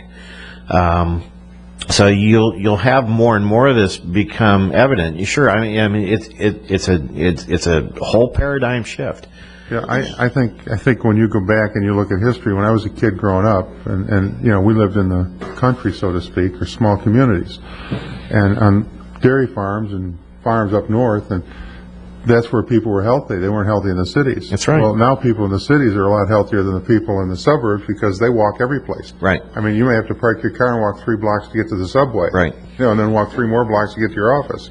I'll tell you, the best 3 days that I spent in the last year were the 3 or 4 days that we were at the CNU conference, because we stayed right in downtown Winter Park. My wife and I walked everywhere. I mean, we walked to go have dinner. We walked to the presentations. I felt happier. I had a smile on my face because I didn't have to get in a car and drive somewhere. And I think really it's where we're going and where we should go. And that's my opinion. Thank you. Thank you, Greg. Anyone? Yes. Ladies before gentlemen. Absolutely. Oh, thank you. Age before beauty and all that, right? No, ladies. Hi, good morning. Nancy Offit, Treasure Coast Builders Association. And I'm a resident of the community for, it's been about 27 years. I'm glad to hear what sounds like it might be an attitude adjustment or reality. I think perception. Okay, perception. From the observers. All right, thank you. You're fooling us again, huh, Gary? But if we're sincere, unless we want to use concurrency to stop everything, which until today seemed to be the case, then we have an opportunity to take a more realistic approach to the fact that we are growing, evolving, maturing, people as well as the community, but it doesn't mean you have to change the character of it. And I think if you meet the requirements of concurrency as it's now laid out, where you have to go with the asphalt, and I've used the expression we're being forced to pave over paradise, whether we want to or not, in order to accept the realities of more people and more diversity. I, too, think that we can take different approaches. I hope we would, because we don't want to create just an asphalt jungle out there. And I remember some of the campaign slogans of people like inside City of Vero Beach, they always campaigned on they didn't want to have commercial encroachment into residential neighborhoods and such. Well, what that's done is requiring people there to drive everywhere to get to a grocery store or a food market. And I remember in downtown Vero Beach, they used to have a little food market and a laundry, I think, which made the neighborhood very sustainable. And especially now as we deal with infill development, I think that we need to be realistic about what the needs of infill, that the people do need services. And they also, when you're dealing with infill, it means you're dealing with people who are surrounding that area and they're used to seeing things, maybe a vacant lot or an area that they consider to be their own park and such. And so you do have to make some difficult decisions, I think, to look at the whole picture and how it's going to be sustainable. We used to talk about neighborhood commercial nodes. I haven't heard the word node in a long time, Bob, but about how these areas serve communities, and so you don't have to get in your car and drive clear across town to shop and to meet your needs, and that there is walkability. And I think one thing in high density, Gary, you mentioned, I think a lot of that, and not suggesting high rise and all that, but high density living, I think it's a choice that people should have the option of making if they want to live that way. I'm not talking about a ghetto or anything. I'm talking about, zero lot line or closeness or living above a store and that kind of thing. And one other recollection I remember is how the beach bank, or now it's Northern Trust, and when they wanted to put a parking lot next door to it, well, we thought the world had come to an end. I mean, that polarized everybody, and now it's like a park, and you'd think it was always there, and it's wonderful. I mean, the Central Beach area is a mix that can happen elsewhere, and that concludes my remarks, but I do want to mention that gentleman who spoke before us that they think was affordable housing, the economist who said he lived on Cypress. We talked after, we're actually backyard neighbors. We share. It's where you used to live, Joe. So, anyway, things change, but they stay the same. So I hope you will look at it as though we are a neighborhood and try to accommodate thoughts and think of not providing for the church on Easter Sunday, but that we're a year-round community. So many of us live here 12 months of the year, and we don't want to live with the things that we have to do to accommodate, this asphalt, this need for higher and wider roads. But impact fees are collected. So if the alternative is to do nothing, please build the road. So I'm talking out of both sides of my mouth, but I think you understand what the point is, that there have to be alternatives to strictly meeting the needs of quantity and not quality. Thank you. Thank you, Nancy. Mr. Paladin?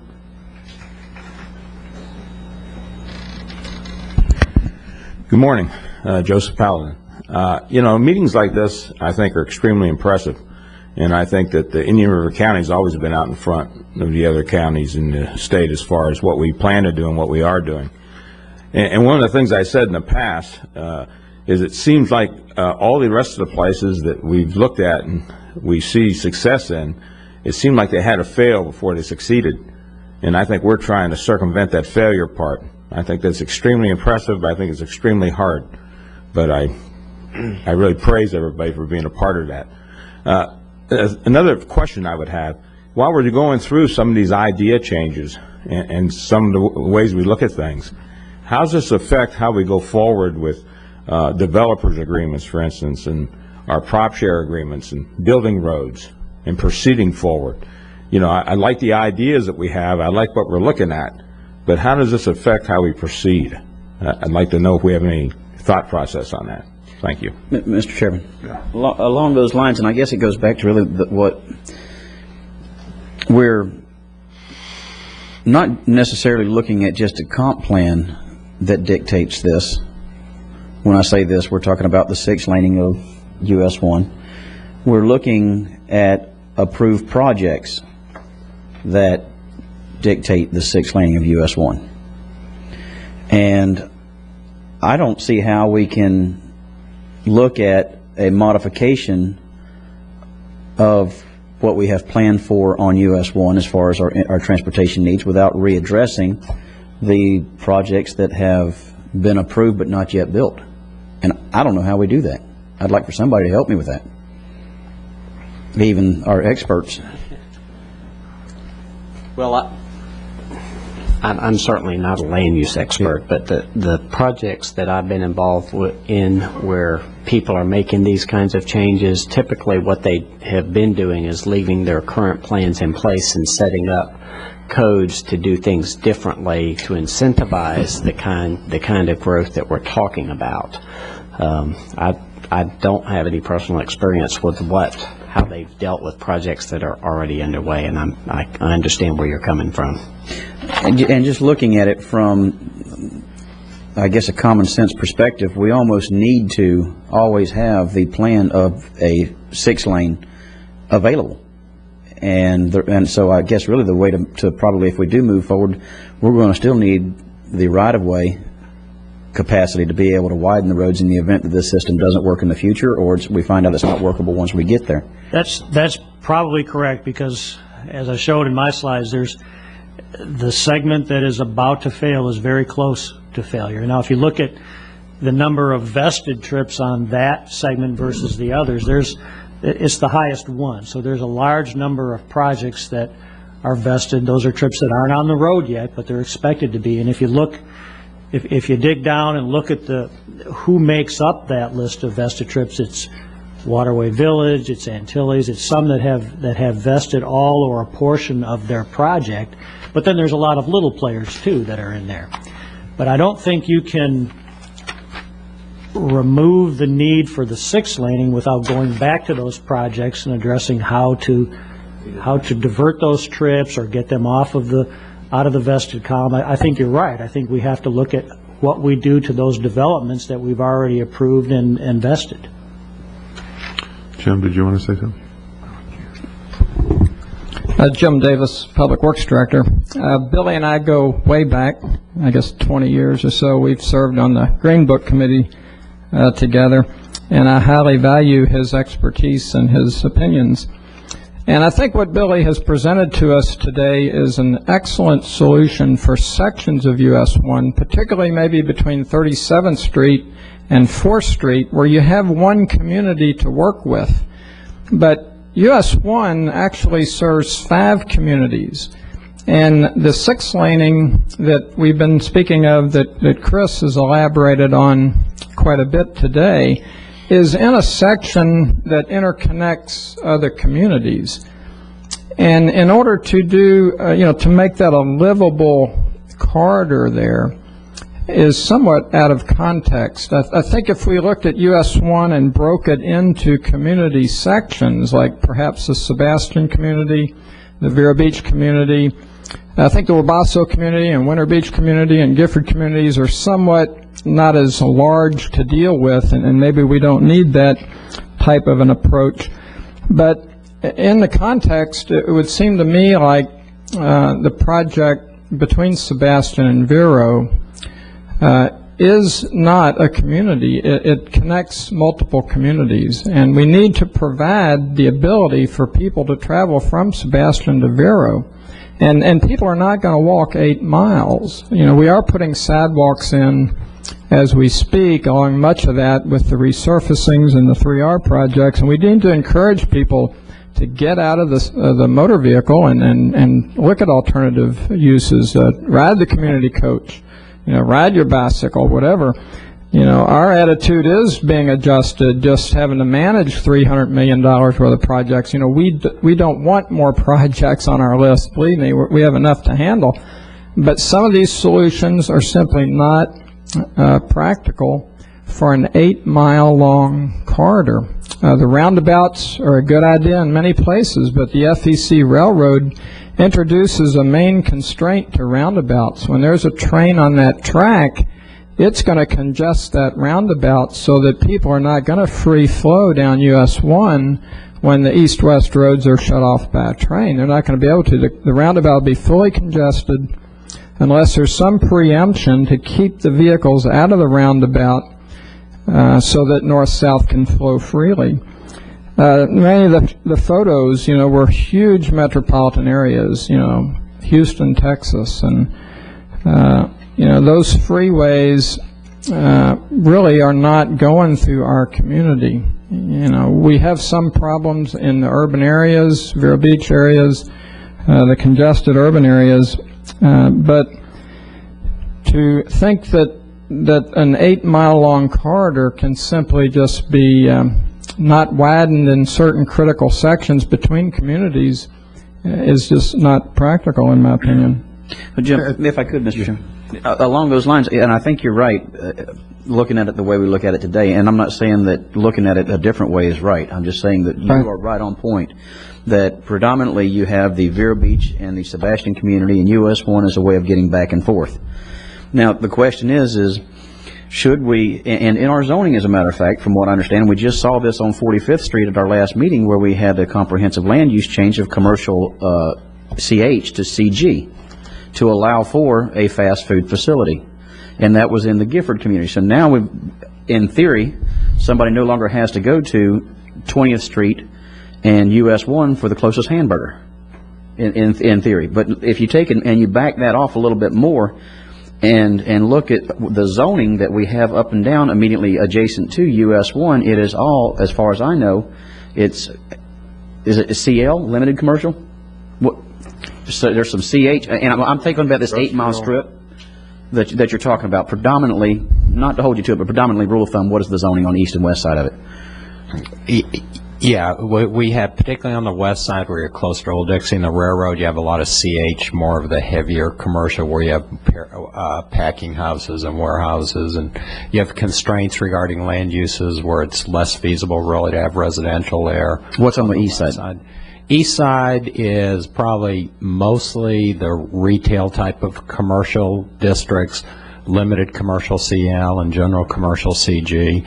But we also have residential, some residential on the east side right up against US 1. And as you get up to Wabasso, you get some OCR, office, commercial and residential. And as you get further up, you have just residential. I think our community has more of that than others. Like you go out State Road 60, and you contrast that with 192, and we're about 50% commercial and residential in State Road 60. You know, you have the residential interspersed with the commercial, and you have some of the good effects of the people using the commercial being in proximity to it, so they don't have to go so far. And even up, if you look at US 1 and all the residential we have, starting in the South County, you know, you have Grove Isle, Garden Grove, Vista, and as you go up north, you have like Pelican Point and some of the others all the way up there. So we don't have completely stripped commercial development on US 1, but we do have a lot. And that's kind of what I'm getting at. When you look at the Wabasso community, I don't think we would have that zoning there if it weren't for a major intersection being located in that proximity. I mean, if we did not have 510 and US 1, we would not have the convenience store, the Burger King, and, you know, whatever Gray's Brothers Company may do with theirs in the future. And so if we're going to look at this and perhaps not, and using the same thought process, maybe what we ought to do is break down by communities, the historical communities in the area, and go from Wabasso to Winter Beach, maybe even Quay, if we want to go ahead and break it down a little bit further. Then I don't know what's south of that. Is it Gifford that's next? Or yes, Gifford that's next, and then you know, try to have some kind of a design, or whether it's the OCR, that seems to be kind of a catch-all zoning for a community that somebody may not have to commute back and forth from Sebastian to Vero every day for. One of the things, Mr. Davis, that needs to be perhaps factored in is the barrier island. There's not going to probably, the history so far anyway, be a Publix on the barrier island or too many gas stations or anything. And so there are bridges, and they come over to the mainland to do their shopping, to do their everything, just about. And it's a habit, and habit becomes a habit. Mm-hmm. And that, from the history, the moorings and the other parts have bought out Publix and put the bucks there to keep the barrier island as pretty much it is. And that's a choice and a way of life and that does affect the mainland, because most everything on the barrier island comes over for their business. There we do have Ocean Drive, and I've attended the school too when I was mayor of Vero Beach, and we've gone through the whole vision process, and I think your firm might have put a bid in for that. And we still haven't completed the vision process we started, how many, say, years ago? And it's still in controversy, and it's not easy to do something like this. I guess the long and short of this is. And that we have many communities in our county, and they're all different and unique. And so to bring all this together and think out of the box is very difficult and complicated. We certainly should try and do it, but there's no easy fix here. And so that's all I'm trying to put the input in. It sounds like, well, we do it here, here, and here. And we've tried and struggled and still struggling to do it in Vero Beach. And it's not there yet. And where I was coming from, Jim, too, I wasn't necessarily thinking of roundabouts on US 1, but I think breaking it down, as you've mentioned, Wesley's mentioned, so on and so forth.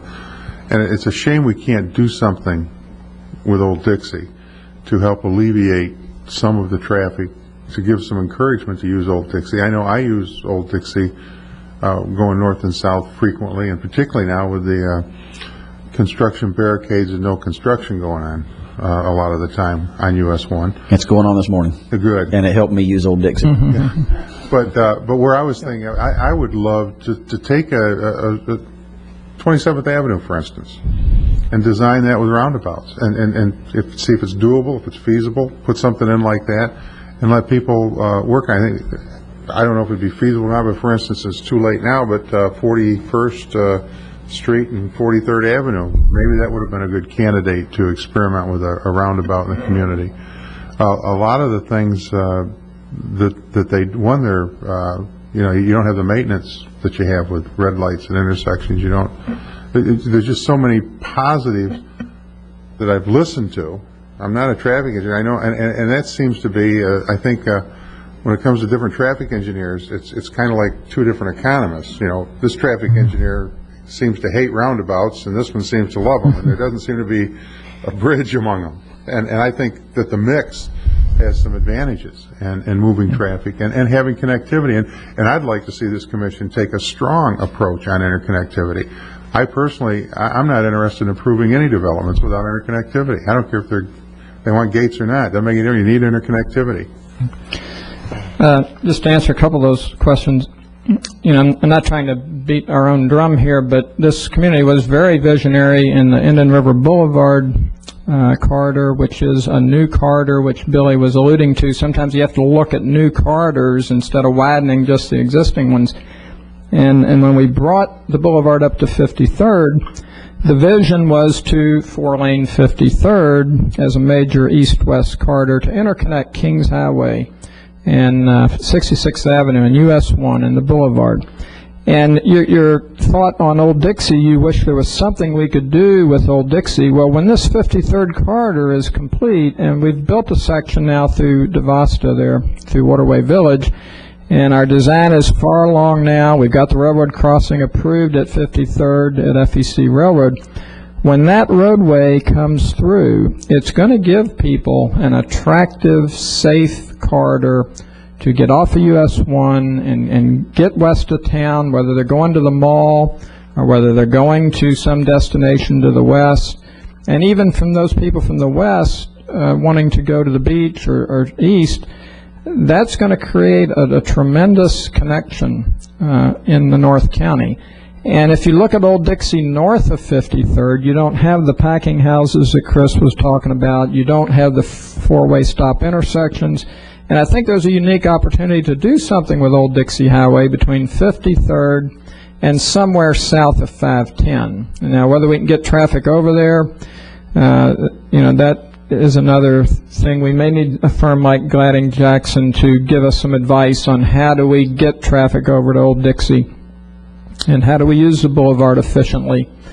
But I really think we're going to have to 6-lane the US 1 from 37th Street north to some point, whether it goes all the way to 510 if we can use Old Dixie somehow better than it's currently being utilized, those are some things maybe we need some outside the box type thinking and creative thoughts. But there's a lot of pavement down there already. It's just how do we efficiently use it? Well, and I agree, and I'm not suggesting that we just stop right now and change our whole direction and move it, Right. but I think we have to continue to some degree with what we're doing.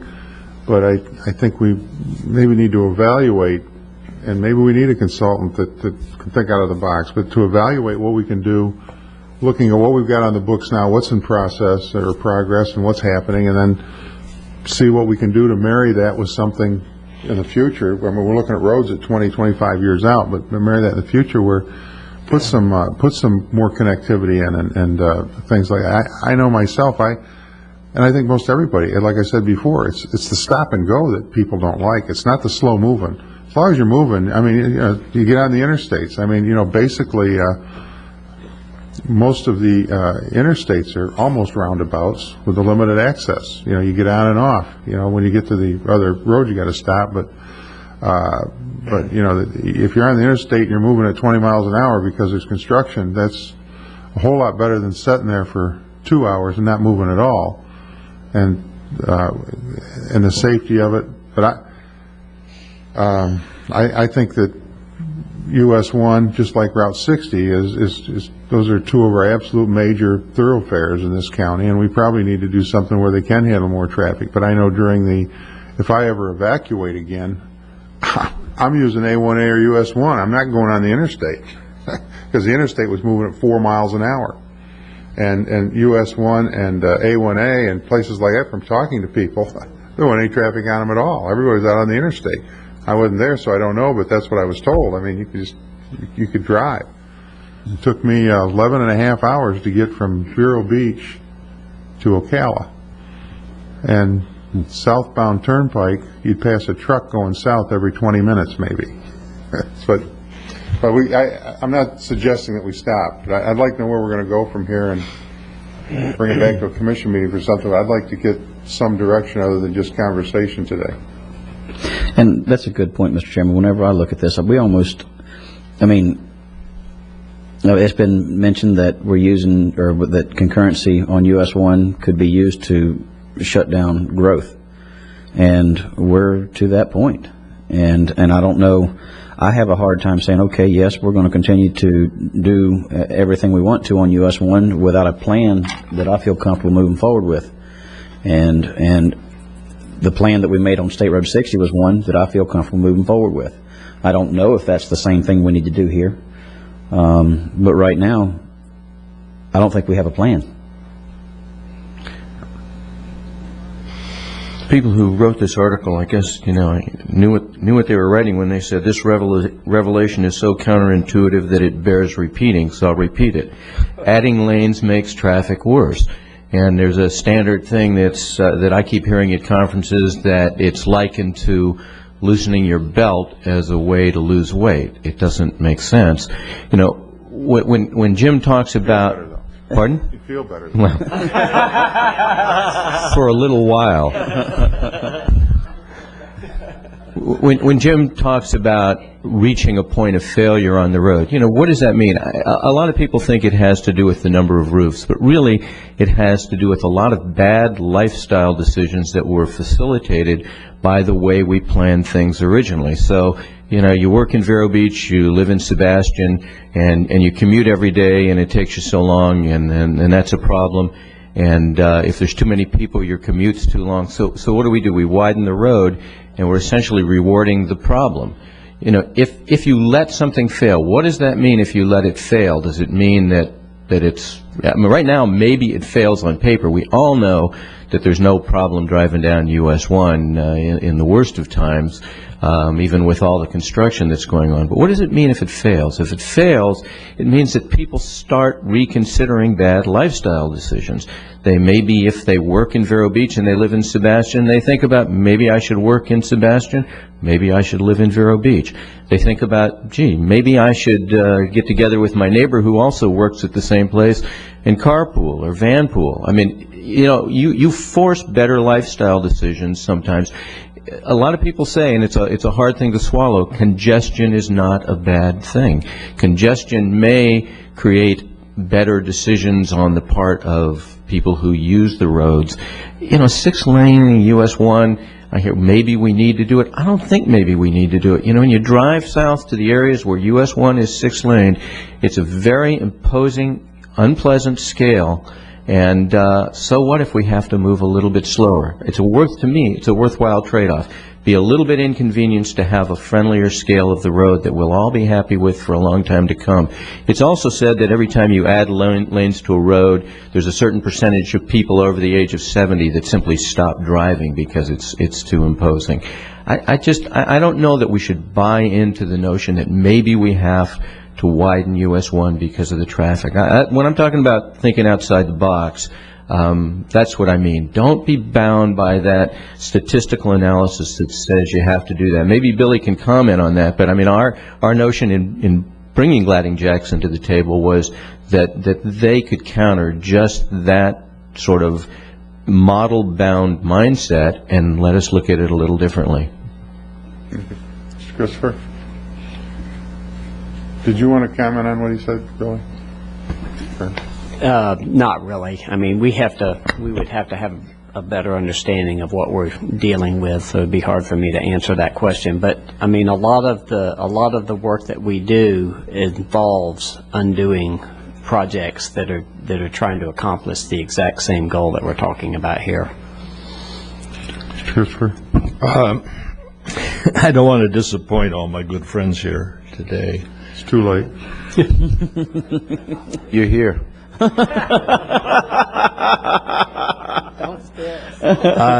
This has been a happy meeting, a harmonious one, no dissent. So let me throw a little cold water on it.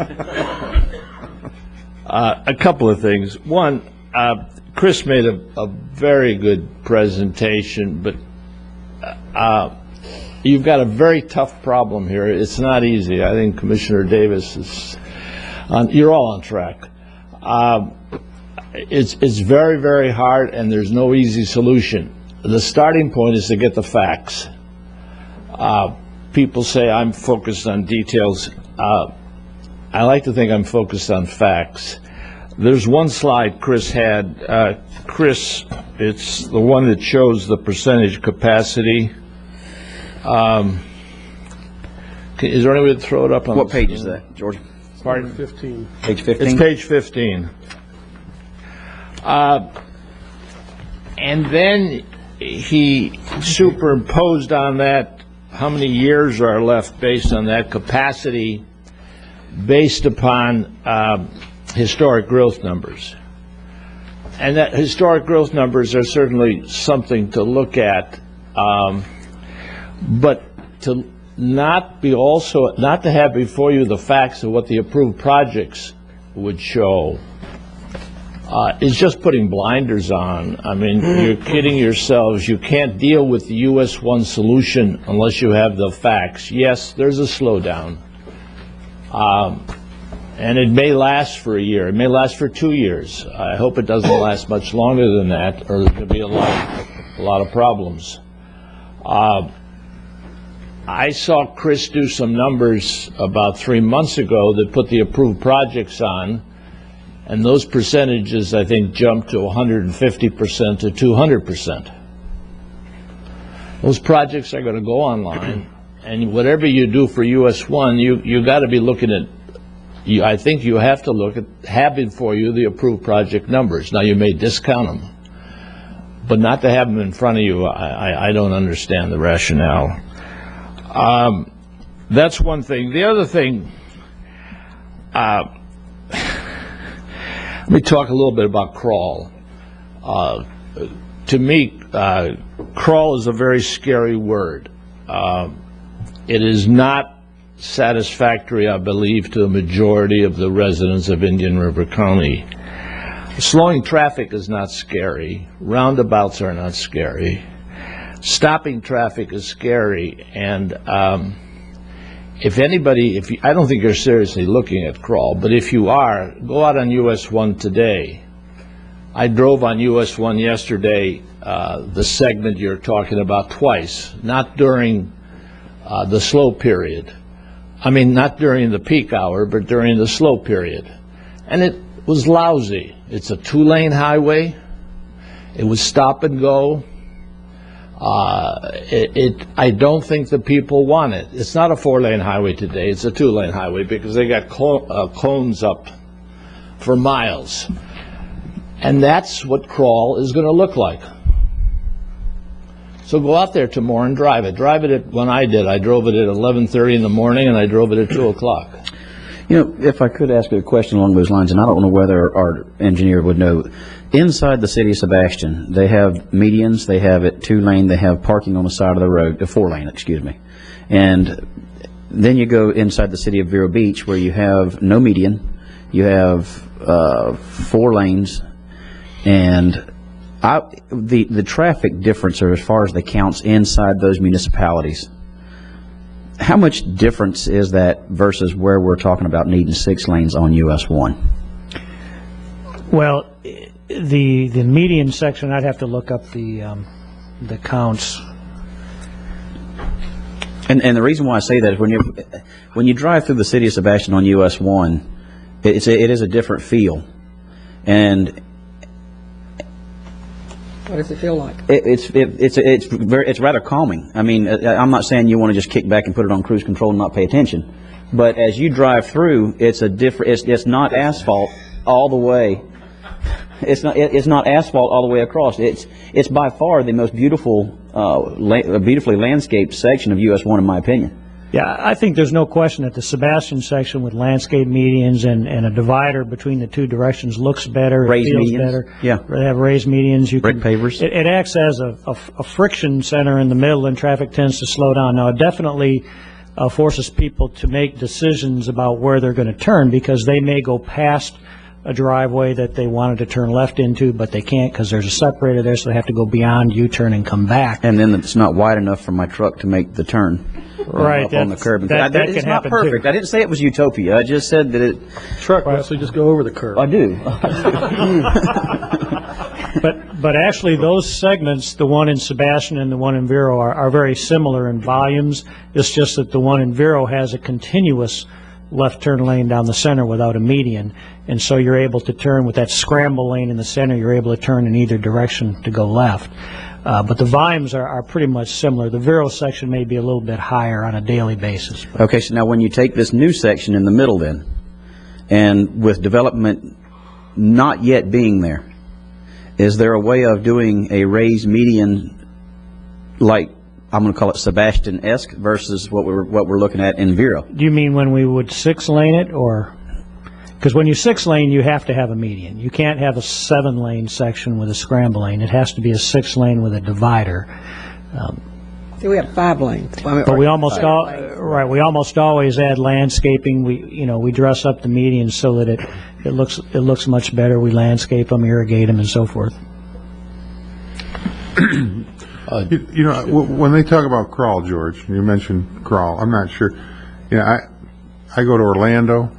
If you have to hit I-4 at 4 o'clock in the afternoon, That's crawling. it's a parking lot. Yes, it's a parking lot. And most any large city, you go through Washington D.C.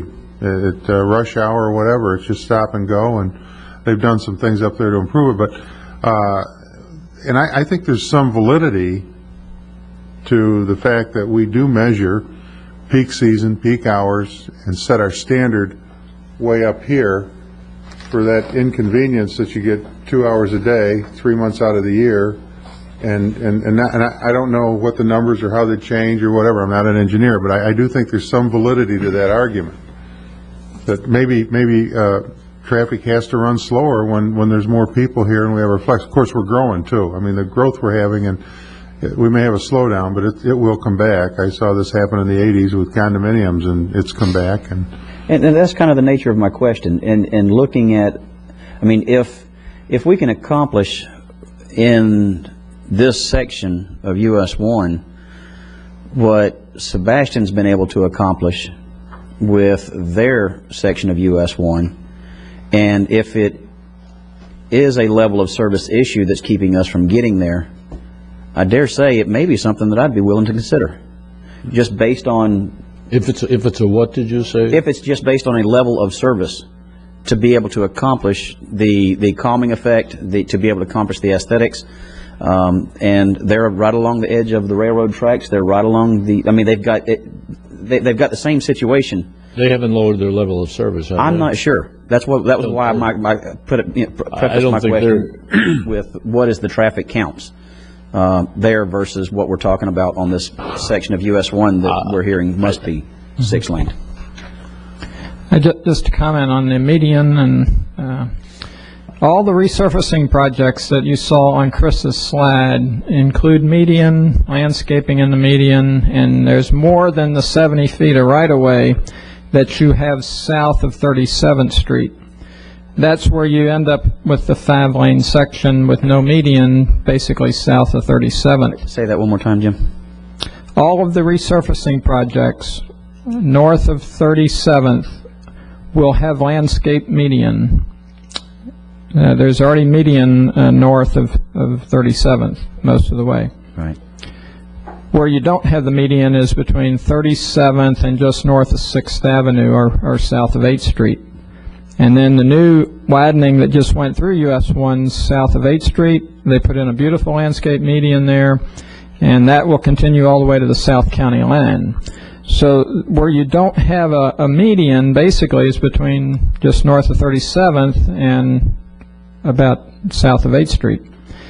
That is a primary area that a firm like Gladding and Jackson could concentrate on to widen that section with the railroad on the east and all the commercial land use, the patio restaurant, all of that historic part of Vero Beach. That would be a monumental cost to widen to 6 lanes that section of US 1. It's not feasible in my opinion, or economically feasible. And I understand what you're saying, but looking at a 6-lane section of US 1 with a median, and the only thing I can relate it to at this time is, we'll say, Port St. Lucie.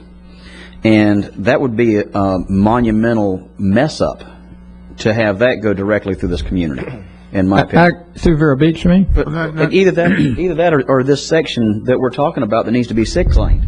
I mean, and I would rather have something like we have, I think, in Sebastian, somehow. And I think the community would accept that a whole lot more than a Port St. Lucie style US 1. Well, that's exactly what you're going to have when all this resurfacing's done. The only thing you're not going to have is the on-street parking. And on-street parking decreases the capacity of the road because people have to stop in the through lane. They have to maneuver into a parallel on-street parking space. And that decreases the capacity of the road. So you're going to have exactly what you want except for the on-street parking. One of the things the city of Vero Beach has that's sadly lacking throughout the county is a grid system. And when you're on Route 60 or US 1, if you don't like the traffic, you got 100 options where you want to go and where you want to drive. You may get some 4-way stops and stuff, but you can avoid everything in the city of Vero Beach because they got a good grid system, and particularly downtown where you're going through US 1. And we don't have that once you get past 43rd Avenue on Route 60 or past 58th Avenue on Route 60. And but let me get back to George. Then we need to take a break for our captioning, and we can take a break and come back. We'll take a short 10-minute break after George finishes and wrap this up. Well, let me just finish quickly. If you're my point on driving on US 1 today, it's basically 2 lanes, and that's what it's going to look like if you change the level of service. Concurrency is not a dirty word. You erode concurrency and you're headed, I mean, that's what happened down in that's what, I don't want to throw it out, but there it is, South Florida. They did away with concurrency. They couldn't solve the problem. Well, I don't think we're talking about doing, I'm not anyway. All right, let me make a couple other points quickly before I get booed down entirely. There's been a lot of talk about limiting the use of the automobile. Wonderful talk. The rest of the country couldn't do it. Do you really think you can do it? I lived in Washington, D.C. They built the finest subway system in this country. They increased parking fees. They didn't increase gasoline, cost of gasoline, but it went up. And the congestion is worse than it's ever been. Use of grids. I wish you'd mandate it. We had on P&Z, we had a wonderful little subdivision on Oslo Road. It cried for a grid. I was going to suggest a pass-through road last night, but it's a gated community. You could direct the staff to say that going forward, all subdivisions will have interconnectivity. We've got that. Do it. We've got it. We just don't follow it. But it's and force the issue. You can do that. You're going to have a heck of a lot of resistance, and I don't know if it's practical that you can do it politically. There's talk about using commercial, having more commercial in the developments. I know Point West is going to do that, and it's wonderful. But Grand Harbor, when it was before us a couple of days ago, I think they said huge amount of zoning for commercial. And in 25 years, they've used less than 10% of it. I forget what the numbers were. But it's just not it's not economic.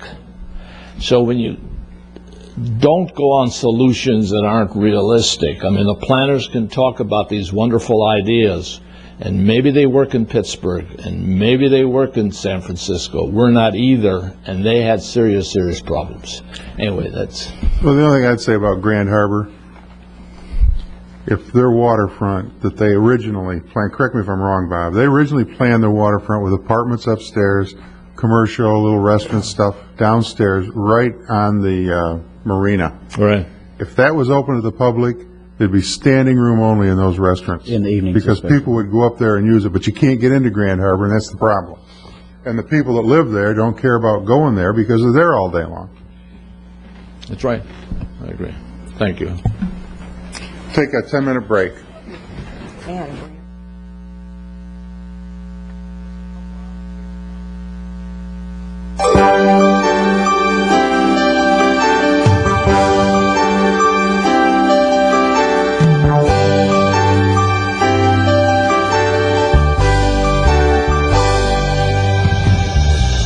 Your Indian River County Commission meeting is in a brief recess. Please stay tuned. The meeting will reconvene in just a moment.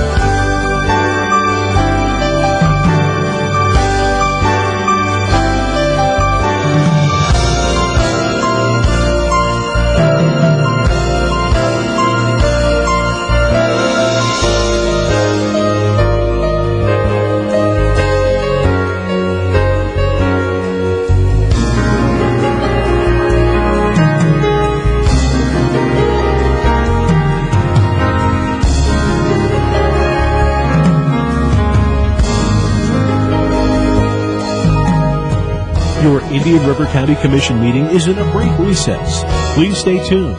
The meeting will reconvene in just a moment.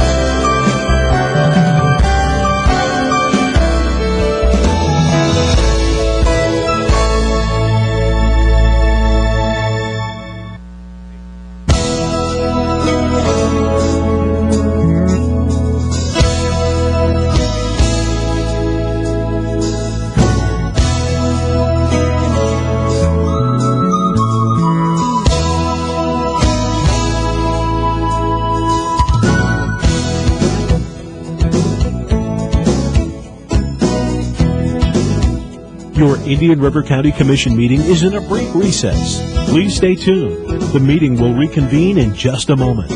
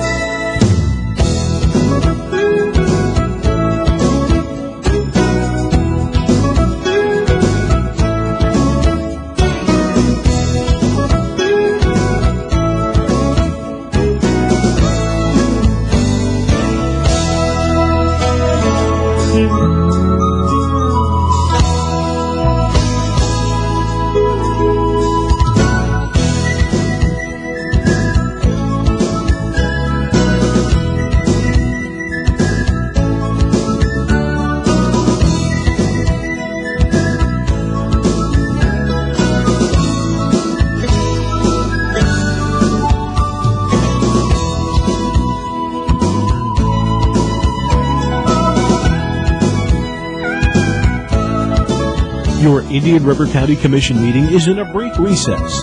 Please stay tuned. The meeting will reconvene in just a moment.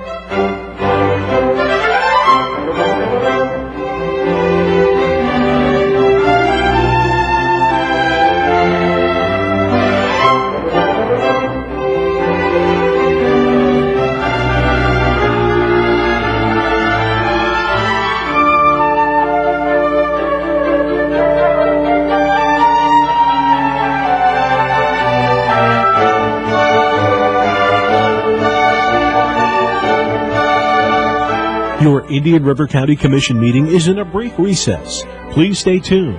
The meeting will reconvene in just a moment.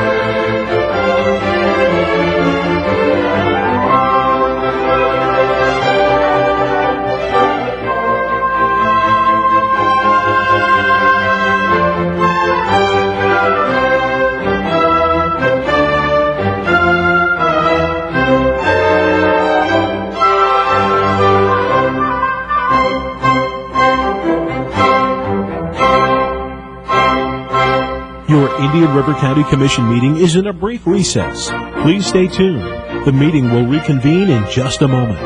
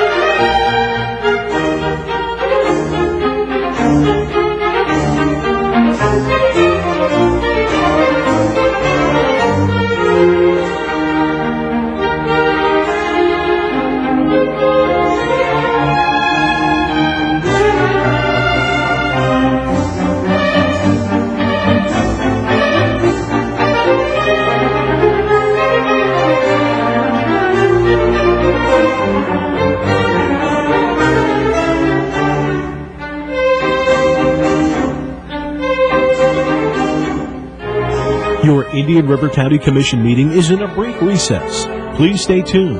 The meeting will reconvene in just a moment.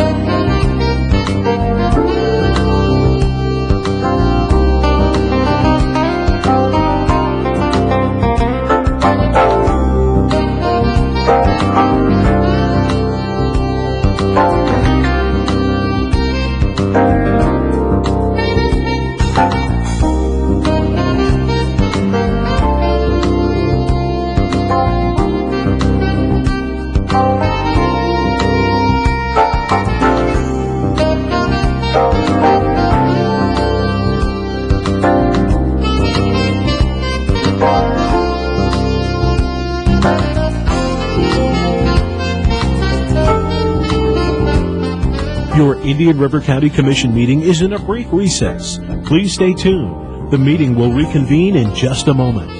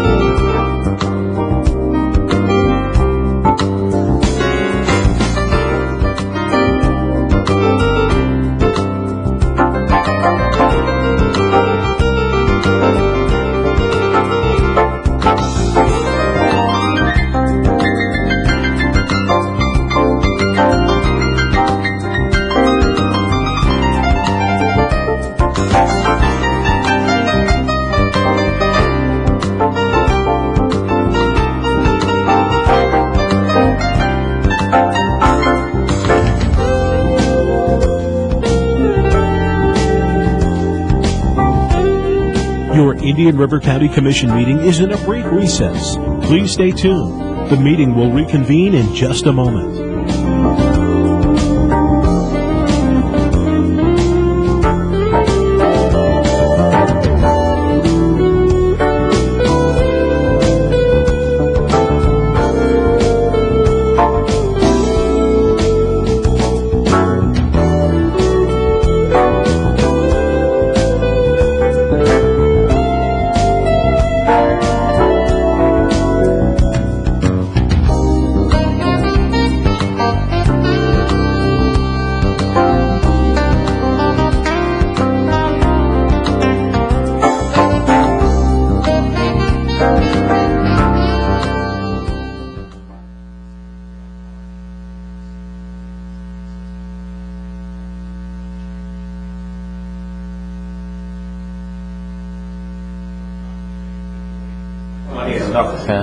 It's lonely at the top. I need some company up here.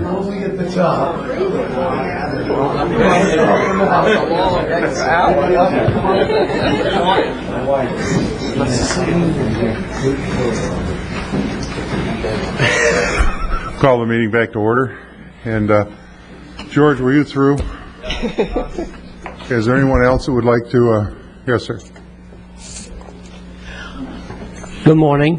Good morning. Still morning. At the present time, on the failing of US 1, I think my question probably go to Mr. Mora. We have, the demographic shows that we have 600 to 700 trips on Dixie Highway between 45th Street and 510, unused every day. Why, or find a way to reroute the traffic that on the failing artery of US 1 to Dixie? It's there. All we got to do is count it, the way I see it. Yeah, and those are some of the things that we can look at. I mean, obviously, Old Dixie Highway is open right now to anybody that wants to use it. But as I mentioned, Mr. Lacerte, there's certain impediments to travel that people don't choose to use it. Now there are some things, and Jim Davis mentioned that we could look at, and that would be to somehow look at some ways to divert traffic from US 1 over to Old Dixie by making the access easier, and then once 53rd Street is built, give them some alternatives to head west and not have to take US 1 all the way down. So those are some things we can look at, but there's no reason why people can't use Old Dixie now. It's just that they're choosing not to because of the impediments to travel. It would be cheaper for Winter Beach Village to build a bridge across US 1 and just falling into Dixie Highway, you know. And for that matter, you know, Dixie, I mean, widening US 1 it's a huge cost that all small developers like us can't afford to do right now, and then we're locked in. So, appreciate it. Thank you. Peter? Hi, I'm Peter Robinson, live at 315 Gray Twig, Vero Beach, Florida. The one point I wanted to make is that, you know, we've heard talk about the grid. Well, if you look at the old Indian River Farms plat, we got a grid on the Indian River Farms plat. And if you look at the old postcards from Indian River Farms, it talks about the wonderful road system they had. And it was a great road system. They had it all in. It was wonderful because it did exist. Now, the only problem was they were dirt roads. But back in 1915, that was beat the heck out of a lot of other roads, you know, because they were good, solid dirt roads. And the thing that, you know, Gary mentioned is that a lot of that grid was filled in within the city limits. But when we get out to 58th Avenue, for instance, we still got the dirt roads that were put in 1915. We don't have the paved roads now, and most people want to drive on paved roads. They're not big on dirt roads. I remember back when Bill Wadke was in, 5th Street Southwest was a dirt road, and they already had all the right-of-way. And Bill said, hey, we can just pave over that. And they went through some rigmarole, but they paved it, and they did it cheaply, and suddenly that provided another road, and it reduced the traffic on the other east-west roads in that area. 8th Street. You own the right-of-way on 8th Street. Back when Fran Adams was in, there was a unanimous vote by the county commission to pave 8th Street. It hasn't happened. You know, if you pave 8th Street, a lot of the people who live in South County aren't going to have to drive up to Route 60 to go out to 95 or, you know, go west. They can just, you know, if they want to go west, they'll take 8th Street. Because one of the things that I've always seen with corridors is you get a choice. You can either live in traffic, or if you're given an alternative, you'll take the alternative and stay out of the traffic. We don't always give them alternatives right now, particularly when you get west of 58th Avenue. You know, you got Oslo Road and you got Route 60. You don't have anything in between, you know, so if you live in between, a lot of people aren't going to go down to Oslo to come all the way back up to Route 60. So that would be the point I would want to make. The other point I hear people talking, you know, I've heard some people talk about, you know, Winter Park. And I grew up in Winter Park, and I ran the campaigns of the city commissioners who said we're not going to widen roads and we're not going to do a lot of these things. And that decision was made back in, you know, the early 70s. And there was a big push to widen everything. And then you hear people say, gee, it's a great place to go up, and you sit around, you can walk on the sidewalks, you can do all these things. Well, that was a plan. People stuck to it. They told people we're not going to do a lot of other things. And the other line I hear is, you know, gee, look at the parking lot on I-4. Well, what people don't remember is Mills Avenue. And Mills Avenue was a parking lot before I-4 was built. Today, if you want to go over, if I-4 is a parking lot, what you do is you go over and get on Mills. It's a 2-lane road. You drive along. There's no traffic on Mills Avenue. You don't even know about it. My sister-in-law works at the federal courthouse, you know, in downtown Orlando. She never gets on I-4. She always takes Orange Avenue, goes back into Winter Park on Orange Avenue. So these are the things you got to think about. There's more than just one road. You got to take alternative roads. And my final comment is look at A1A. We made a decision on A1A to keep A1A small.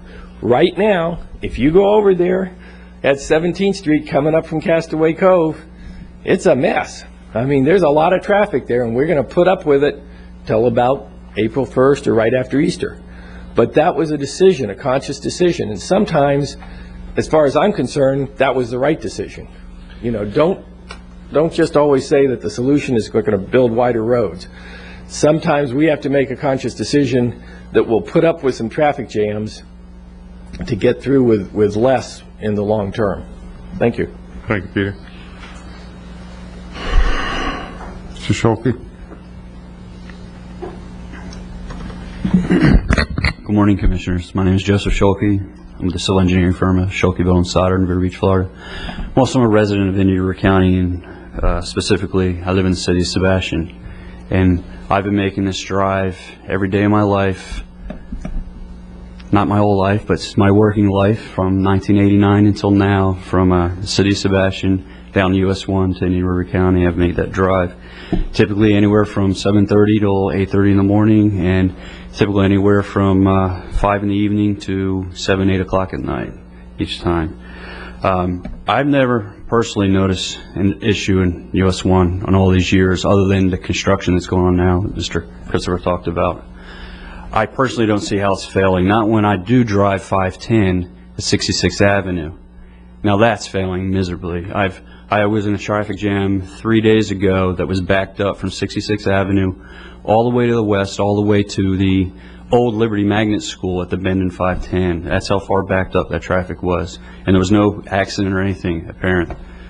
It was unbelievable, the traffic back up there. However, US 1 I've never had an issue with, never a problem. We've zipped right down US 1 day in and day out, every day of my working life, and never been backed up unless there was an accident or unless there was construction like there's going on right now. And Old Dixie is a viable alternative. I take that now because they're paving. For instance, today I took Old Dixie instead.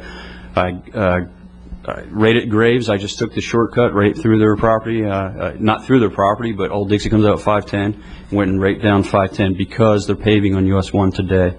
and so that's a viable alternative. But, you know, I would encourage you as a county commission and the planning staff to look at a couple solutions. One, if we went to an E plus 40%, like Chris had mentioned, he mentioned that may add 500 to 600 trips on US 1. If we projected how far out would that take us? Would that take us 10 years down the road, 20 years down the road, assuming everything else stayed the same? Okay, maybe so it's not the solution anybody wants to hear, but it's a temporary solution. Now, in that time, if you do a study and say, how long would that project? Now, in that time, if we also get aggressive with some other policy changes in the county, some things like comp changes to encourage zoning that keep people working in Sebastian, that live in Sebastian, encourage people on the beach to stay in the beach. How ridiculous is it that there's, I don't know how many people live on the beach, 15, 20,000 people maybe. There's not even a grocery store over there. How ridiculous is it that everybody has to, in the north end of the beach, go over the Wabasso Bridge and drive down US 1, either north up to the Publix in Sebastian or south into Vero. It just seems crazy to me.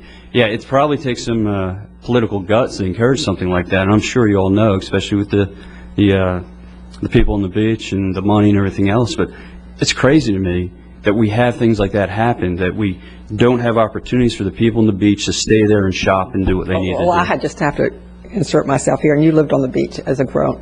Absolutely. Growing up, yes. But the reason that was a conscious decision, my recollection, this is some time back, it's not just the grocery store, it's all the trucks and all the... well, the moorings may not have been the right place for it. I'm just trying to reflect on the reason why, and that was a plan. Absolutely. It was a choice, and that happened, so... Yes, and they do a tremendous service on the beach, and they were young fellows. Well, let's not emphasize on one. My point is that there's a lot of changes or a lot of things that could be considered in this county that could deflect or redirect traffic to alleviate these problems. Because I don't intend to move to Vero Beach, but I intend on working in Vero Beach probably my entire life or until I retire. My business is here, so I'll be making that drive. I'd hate to see US 1 a 6-lane highway. You know, right now, give me US 1, but give me a nice-looking, pleasant drive on US 1. US 1's got to be the ugliest corridor in this town. And the nicest area is probably, between that stretch that's failing, is probably, you know, where Antilles just did the frontage in front of them. That looks nice. If we had that up and down from 510 to 45th, 37th, getting into the city, it would be a pleasant drive. It would be a nice drive. Give me a little more congestion during the peak season. It doesn't bother me. Because what I see now, there is no congestion. It doesn't fail. So if you took that E plus 40, took that opportunity to, like I say, I don't think there's a problem now. And a little more traffic, I don't think it would be a problem. If you take if you do a study and see what E plus 40 will give you in time, and then you make some smart moves with the comp plan and with rezoning, encouraging commercial neighborhood districts, maybe off of 58th Avenue so people aren't driving to US 1, and encouraging even things that the large employers in this town, the county administration building, maybe the medical node, and maybe the schools, even timing of when they actually open for business and close, potentially a half-hour difference between them may even out the traffic during these peak hour times. There's a lot of things that maybe could be done to keep US 1 as a 4-lane road, and take that money to spend that we spend for a 6-lane road and put that into sidewalks and landscaping along US 1, just making it prettier, nicer, and a pleasant drive instead of the drive it is now. So they're my comments for what they're worth. Thank you.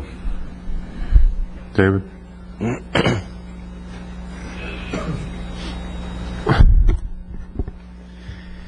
David Edders, Seahawk Lane, Vero Beach. Yeah, good morning still. I had the pleasure of driving in Lockwood all around Indian River County and Vero Beach, and then I had the pleasure this morning of driving Billy around.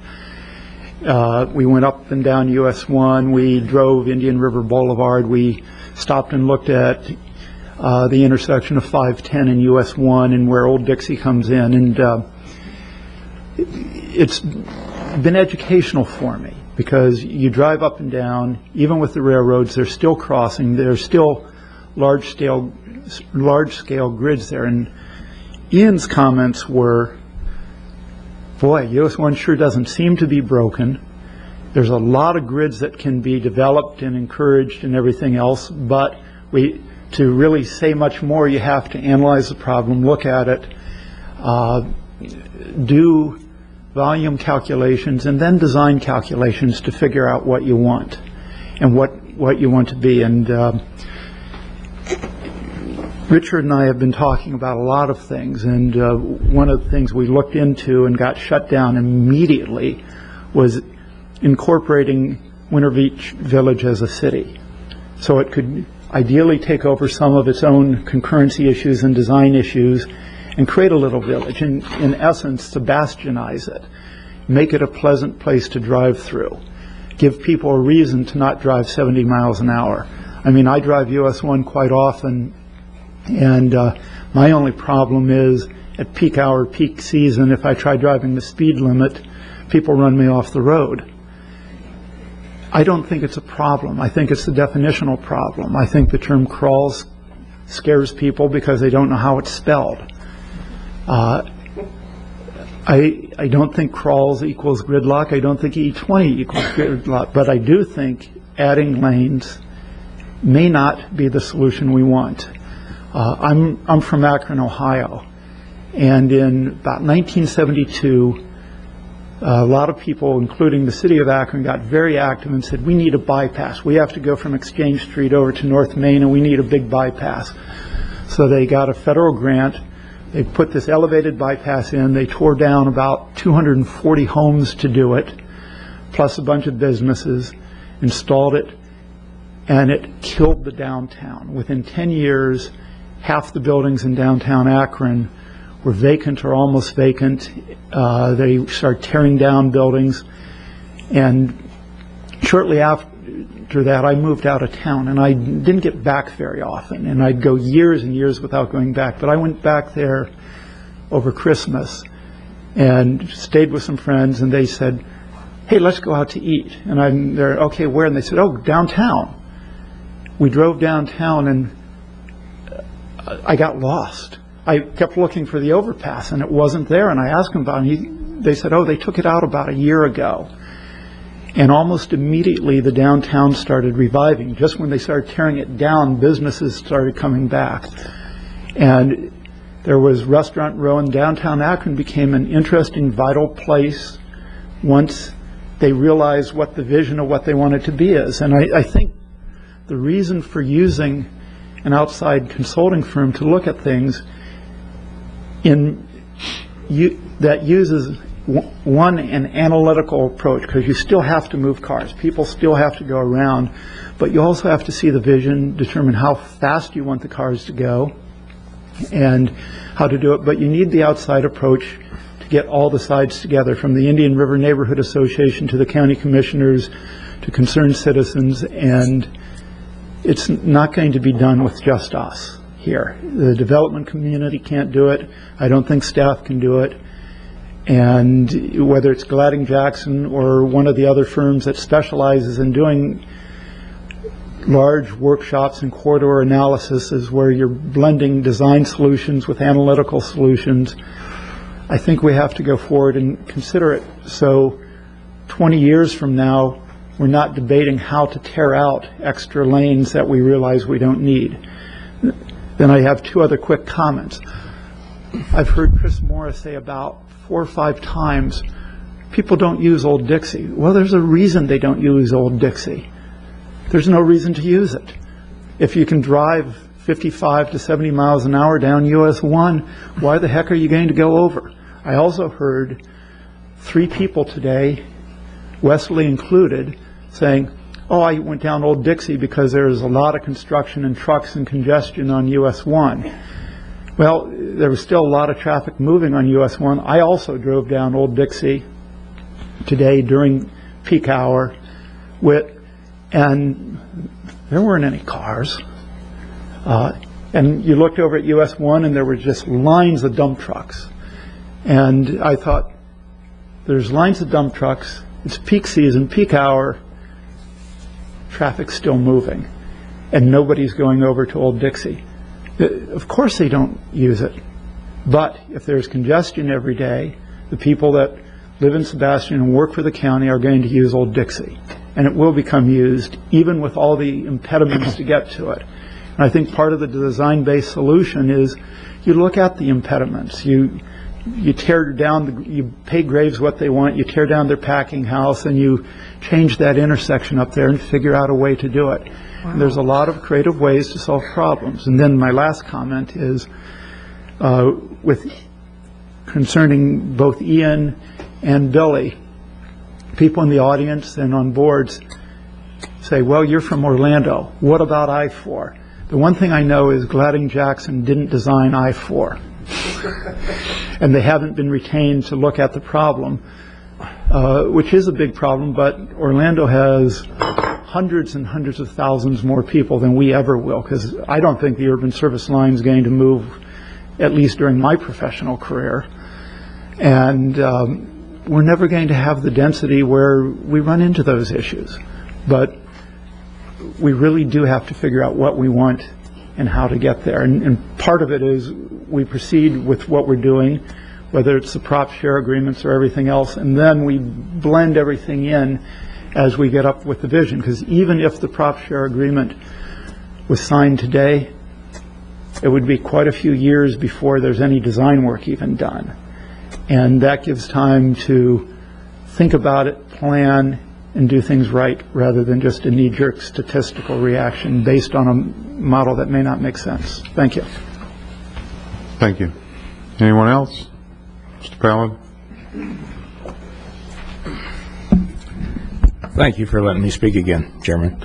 A little bit earlier in the meeting, I mentioned that one of the questions I had was, how do we, while we're having these good ideas and these good discussions and these very impressive meetings that everybody learns something, how do we keep moving forward with developers agreements and proportionate share? And having said that, let me further that. You know, back a few months ago or several months ago, we were trying to design a bridge on 510 with Jim Davis and Dr. Cox to do a certain type of bridge so animals could pass through and what have you for the Greenway. And it was, you know, really explained clearly that until you get to about 30%, there's no sense even really discussing too much. But once you get to about 60%, you're kind of over the hill as where you can go back and financially redesign things and rediscuss things. And like at a meeting last week, Commissioner O'Brien said that, you know, it took so long to get to one point to another point on 43rd Avenue, and yet we're talking about going forward with this plan. And that was because we had a theory to do 43rd Avenue, then the people who didn't really like it, they were against it, so that's why these meetings are really good. And I actually went back in and did a redesign work and met with the neighborhood people, and we came back and put 43rd Avenue back into the capital plan. So that's why it took so long. So my question is, on prop share, on developers agreements, on Senate Bill 360, can these agreements and Senate Bill 360, is that just for the purpose of going forward and creating concurrency? Or can we do prop share agreements and have the developers agreements slanted towards better roads, better redesign of roads, better design of roads, better lifestyle for what we want here? Can that be incorporated into the same premise as we're trying to use prop share to get concurrency? I'd just like to know if anybody has an answer to that. I bet it's going to be maybe. Yes. Where's Bob's yes or no answer here? Yes. No, it's yes and no. Yes and no, right. I'm sorry. Jim Davis, just to answer Joe's question, yes, in all of our projects, we are incorporating landscaping and aesthetic improvements along the corridors, no matter which project it is. There's not a project that we're doing, unless it's just paving a 2-lane road, that we're not incorporating landscape architects into the job. All the prop share agreement projects will have input with landscape architect and environmental specialists that advise us on aesthetics and landscaping and making them look nice. Thank you. Jim, while you're there, let me ask you another question off the subject, just as long as you're up there. What's the time frame, or is there, for paving 4th Street, 8th Street, 12th Street, 16th Street, out to 82nd, and continuing that grid on out as? Okay, well, 4th Street's paved to 74th Avenue right now. We are working on acquiring the right-of-way on 74th Avenue to pave that from 12th Street down to Oslo. We've closed on a few recently. We have quite a few under contract. 8th Street is paved now to 66th Avenue. We've acquired Sam Adams' property and properties to the west of there, and we've finished the design of 8th Street to 74th Avenue. West of 74th, it is paved. 12th Street is a very difficult problem because of the main relief canal comes at a oblique angle through there, and to bridge that canal is going to be very expensive. In addition, the property owners along 12th simply don't want the road paved, and Dr. Jaffe and some of the old people that have lived there for many, many years simply don't want a paved road through there. We do have some design work done, but 12th Street we've slowed down on a little bit. But 4th and 8th will come quicker. We're also working with the community college on College Lane to come through there at 16th Street. They've redesigned their master plan so we can get a road that'll connect to 16th Street. We recently finished 16th Street between 74th Avenue and the main Point West roadway. What is that? 78th, I believe. And that just got built, and we're acquiring the right-of-way from property owners like Peter Robinson's group to get that right-of-way so we can pave 16th Street from 66th Avenue to 74th, and we're trying to acquire the right-of-way for 66th Avenue. So, we're making progress on all these projects. I think in the next 2 or 3 years you'll see that whole grid blossom out, just like you've seen around Point West. We've had a lot of the developers mention about working on this grid, but it's amazing they talk about us working on it, but when we try and get property from them, they're not that cooperative. So it's kind of funny sometimes. Talking about, I'll bring it up later. I'd like to ask a question. Something came up a couple meetings ago about right-of-way. And actually last night we talked about the right-of-way acquisition policy that Mr. Collins is finalizing, plans to bring forth probably in a week or so, he said. We passed some of these right-of-way questions. We answered them and passed them in 952. I'd like to know if we're supporting that, seeing as how we already passed it, and if it's being used throughout the staff at this point. I don't believe some of the items are.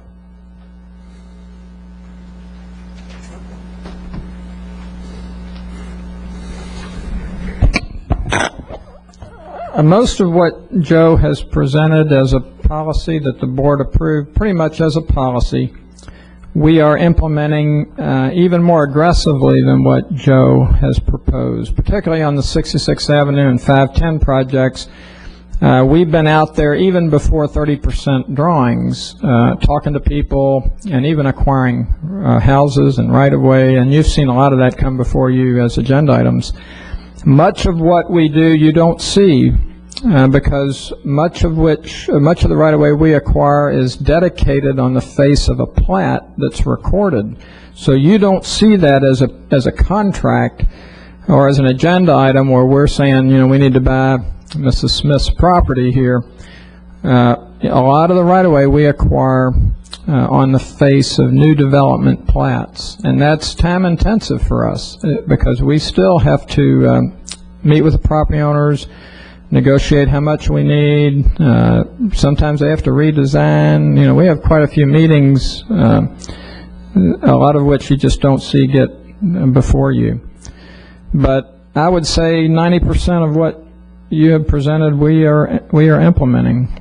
The only thing we're probably not is the aggressive eminent domain within 30 days or however, but that is very difficult unless we have a local full eminent domain attorney that we can work with quickly, and and we can get the right-of-way parcels from the engineering firms quickly. Thank you, Jim. Hey, Jim, can I ask Jim a quick question? So at TRC meetings, we're discussing right away with the developers as they bring their projects through. We're doing that. Absolutely, and we shouldn't even have to, because it's codified in our code.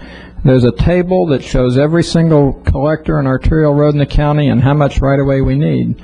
So any designer in the county, whether it's a civil engineering designer or site designer, all they have to do is go to that table and they can see exactly what we're asking for. And we really shouldn't have to go through that every time, but most of the time they just neglect it. I'm glad we're proceeding. Thank you. Thank you, Jim. Thank you, Mr. Paladin. Anyone else want to be heard? Seeing none, we'll go ahead and move forward. Any comments, final comments from the commission? I have a few. That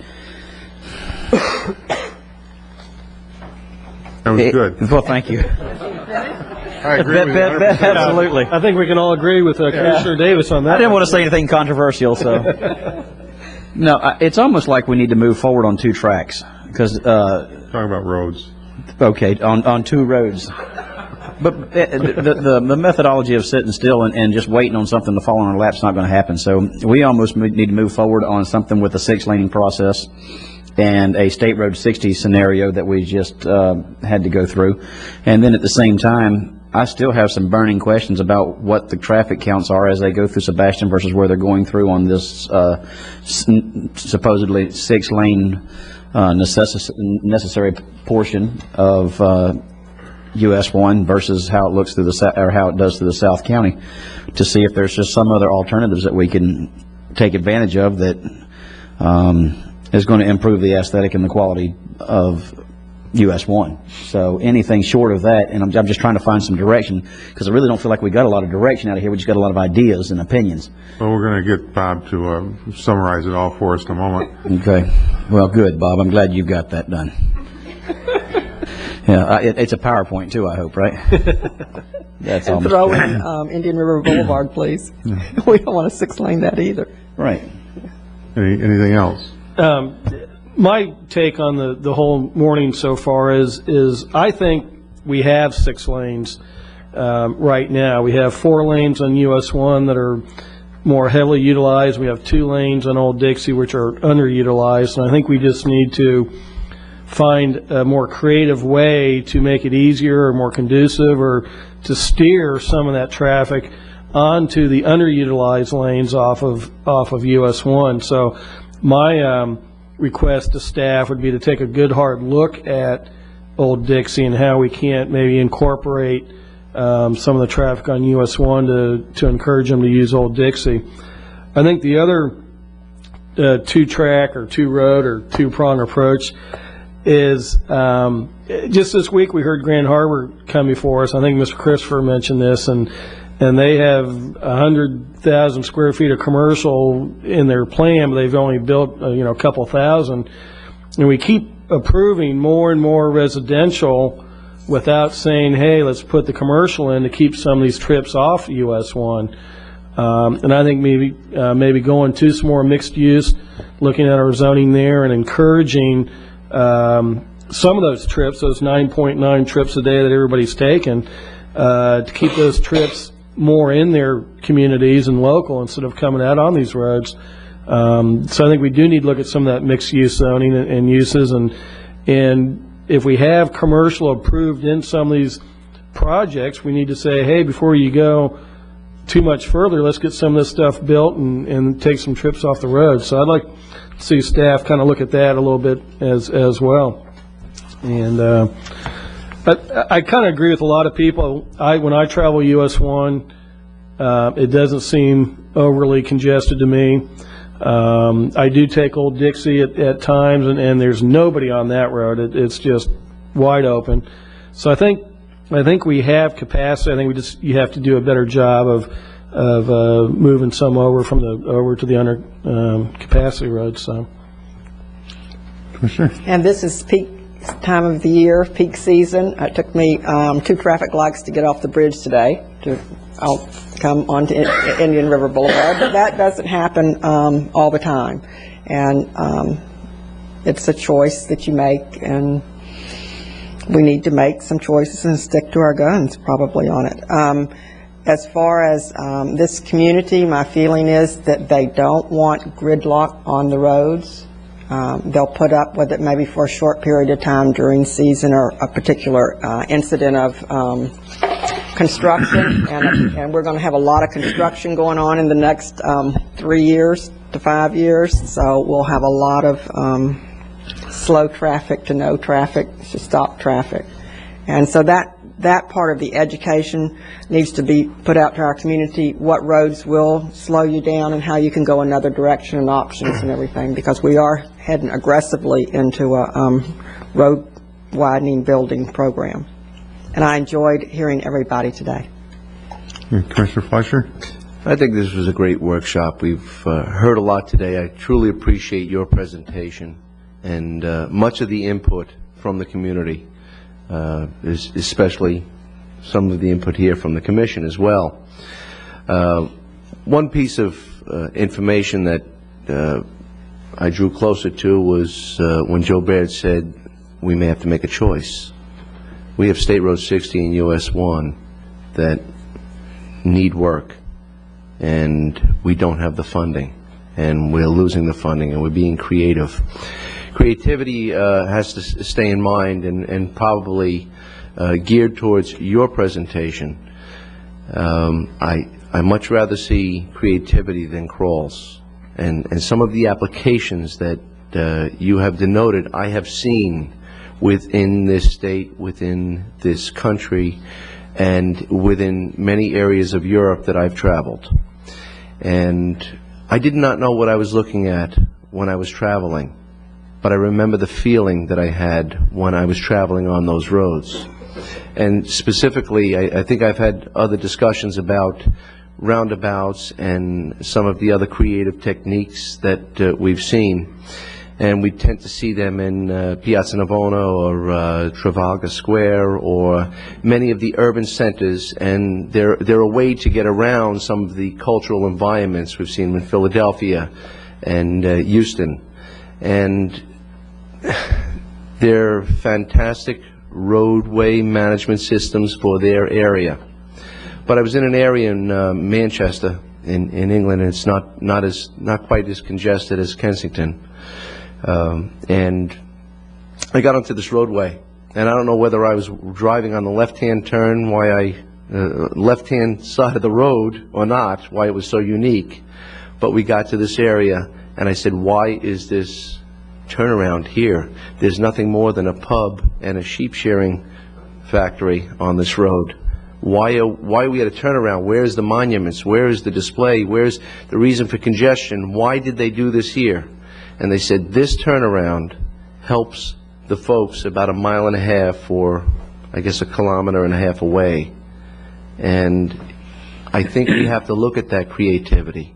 And I think that we do have to look at our comp plan to see where that creativity can take place off of US 1, off of State Road 60, and maybe alleviate some of the pressure and constraints that we're looking at that's creating a concurrency issue on US 1 and State Road 60.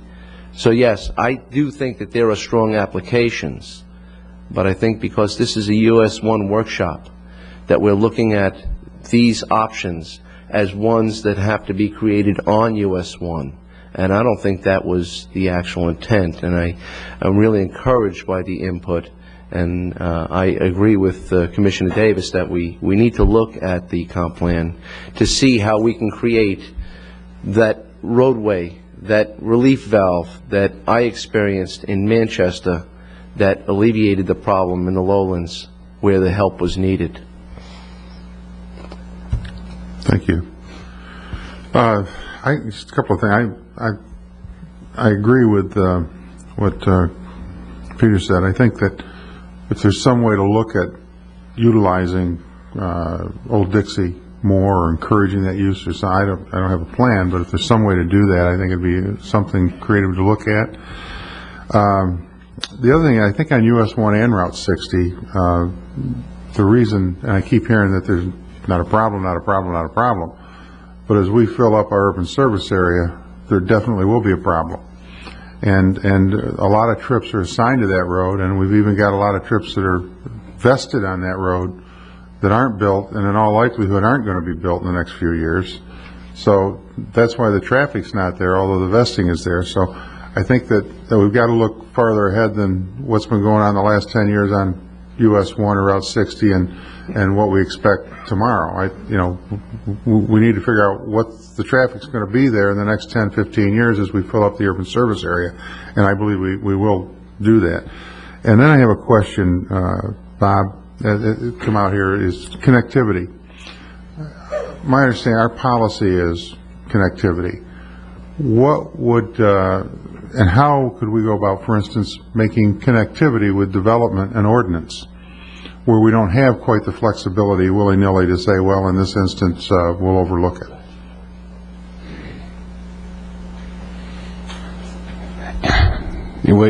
We can work on that and come back with some suggestions, but sometimes you don't want connectivity, and sometimes you're precluded from doing it. Sometimes a subdivision comes in and it's adjacent to a built-out subdivisions with a lot all along it, and you can't connect to it.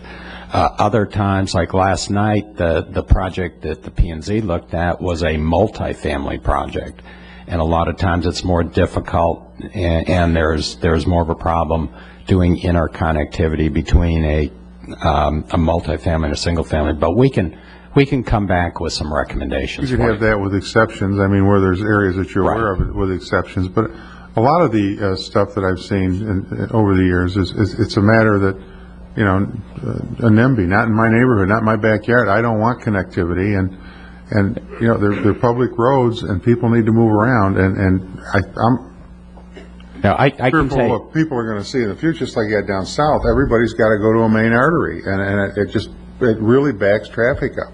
Exactly, and let us come back with some solutions. I know we've mentioned this to you before. Sometimes we've had instances in the past where stub outs from subdivisions in previous years, we couldn't interconnect them because the residents in the built-out subdivision that was stubbed out didn't want it. We have had instances where we couldn't even put a pedestrian connection to the stub out. And these are the challenges we've run into, but we will come back with some proposed ordinance changes that will make it much stricter. I've seen the effect, we go back to Woodfield again. I wasn't on the commission when that was taking place, but I do remember some of the public hearings they had, and people from Oak Chase and other areas out there were in saying, we don't want them to have access to 33rd. They should have been in there saying, we want connectivity through their subdivision to get to the mall. But, people don't think ahead like that unless they're in the business of traffic engineering or designing or planning. And it's the same thing, and the way people, and it's human nature across the country. It's not unique to Indian River County. I can remember driving down I-95, and there was nothing but vacant property on both sides of I-95. Now there's, in some cases, multi-million-dollar homes backed up to I-95. If those multi-million-dollar homes backed up to 95 would have been there 25 years ago, they never would have built I-95 because they would have opposed it. But they came in. It's the same thing with the railroads, the airports. That's what brings people in, and then when they get here, they want to shut them down. And so, connectivity is so important, I think. And let me just tell you, we have had some successes with interconnectivity too. Down in the South County Initiative, we had a partial success in getting a road public, but we didn't get it all the way success because of the commission yielding. We recommended putting it through Turtle Creek. That's right. There are several other projects that we've had some success with interconnectivity with new roads. Citrus Springs is another one. Again, when people aren't there, you can do it. And Citrus Springs has a public road going from Oslo Road up to 5th Street Southwest. And those are some examples where we got connectivity, but it's easy when there aren't people there. Well, I was on when we opened up 20th Avenue and 17th Lane going out to 27th. I mean, you had a huge development with the Highlands down there and one entrance. And there was a lot of controversy about that when it came about. The people didn't want it going through their neighborhood, but, everybody's happy with it now. So if there's nothing, I guess, Bob, do you want to, what you're going to be bringing back to the commission, where we're going to be going? In what year? Difficult assignment you Can't gave take me. action at a workshop, so we Roll need the to- PowerPoint, Bob. that'll What give you time I'd to do a suggest- PowerPoint. What I'd suggest is looking at this from two perspectives, a short term and a long term. In the short term, it seems to me we've got really three options. We could go to crawls, and there would be a solution right now, but it wouldn't be a solution that really satisfies everyone. We could pursue the sixth landing, by which I mean we can work even harder on doing developers agreements and seeing if we can get something in place pretty quickly, which I think there's been a general consensus that the sixth landing is going to be needed regardless. And really the third alternative for the short term is just not doing anything and letting concurrency kick in and in essence stopping development. So those are three short-term actions that could be taken. In the longer term, there's a little more flexibility. I think it's great looking at doing studies, looking at land use alternatives, but any land use alternatives would take a long time to actually manifest themselves, to actually make some changes. And actually, that's what we tried to do through the MPO visioning process. We actually had consultants that we were trying to look at land use scenarios and quantify them with travel demand forecasting analysis of it. I think there it was a little harder. We bit off more than we can chew with the entire county, and we ended up focusing a lot more on land outside the urban service area. But for the long term, I think it would be great to study alternative land use scenarios and see what we can do. They need to be pretty specific, and it could mean some major changes to what we allow land use-wise along US 1 and other places. But that's a good long-term alternative, as well as a detailed corridor analysis looking at Old Dixie and looking at alternative facilities. So that's just my take on both short-term and long-term and what we have for alternatives. I'm just curious, what you mentioned about long-term and land use plans. A developer comes in and buys a lot of property, does a master plan, and said, this is what we're going to allow A, B, C, and D in this area. If it's a big development, like, I don't know, Tradition or something like that.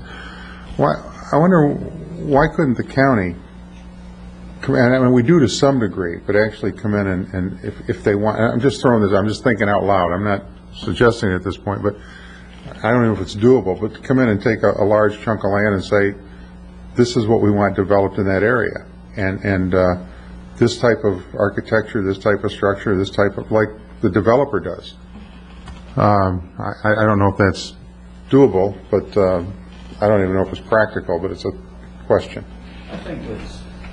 I mean, there's a certain amount of that. I see Felsmer doing that with as they redevelop their downtown to their OTC, the Old Town Commercial. And that's, the Old Town Commercial is not necessarily in the Old Town District only. Mm-hmm. And so they have a flavor, they have a theme that they're trying to stick with. And we kind of do that to a certain extent when we have, and maybe we don't go far enough, but if you take the comp plan and then take the comp plan that we have and combine that with our corridor plan and the requirements of it and the colors, and I mean, we're almost there. Well, we've talked, I don't know, probably a year ago about doing an architectural review committee type thing, and at some point we were going to come back with the pros and cons, but that may be something we want to put back on the table and try to get something back and see if it's something worth doing, to look at themes or colors or what. We got I just think a great opportunity in this county, because we're going to have a lot of growth in the future, and I think if we can stay ahead of the curve and have some good ideas about what type of community we want 25 years down the road. I know we went through our visioning process, and quite frankly, the only real thing I remember about the visioning process was these three types of programs: more density, less density, or leave it the same, basically. I mean, we didn't get into roads and designs and talk about, the city, I think, of Vero Beach talked about a lot more specifics than we did in our visioning process. So, just thoughts. Anyway, anything else from anyone? Chris, did you want to comment? No, I was just going to add a little bit to Bob's alternatives there, and I don't think these are all mutually exclusive. I think if we, short term, I think we're going to have to continue pursuing the 6 laning, whether it's through a developer agreement or another matter, but we can certainly look at the old Dixie alternative, and whether we do that at staff level or whether we look at it with a firm like Gladding Jackson's, you know, we can certainly, we're amenable to doing that. Let me ask another question. I had a question mark here and I missed it, but I'm just curious again. We've got a lot of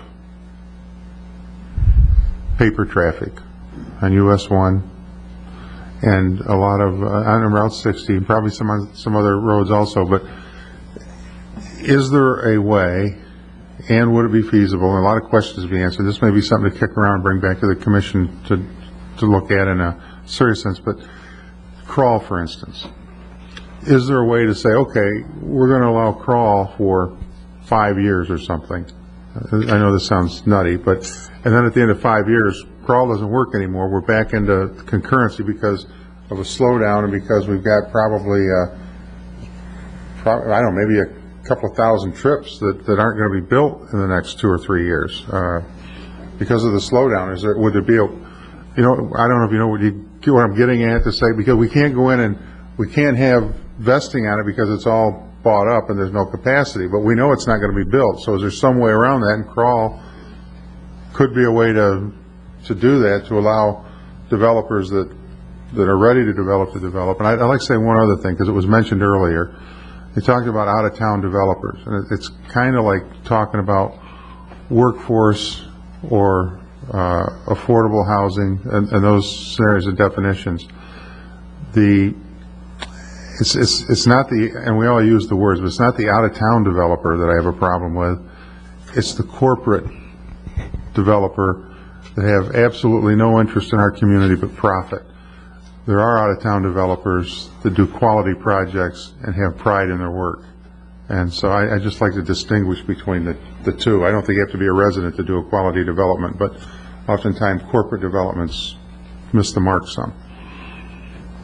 But anyway, the question is can you look at that and even, I don't know if you can even answer it now. Well, I think what you're asking for is like a time-dependent crawl, something that we would accept given the vested trips are so high on some of these links that we could say, well, could we accept crawls for a given period of time until the vested trips are built?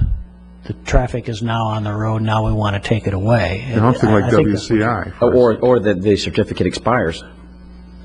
Yeah. Because that would be definitely a time certain for us to make a decision. Once the concurrency certificate expires, then we know whether they're there or not. You got WCI, you've got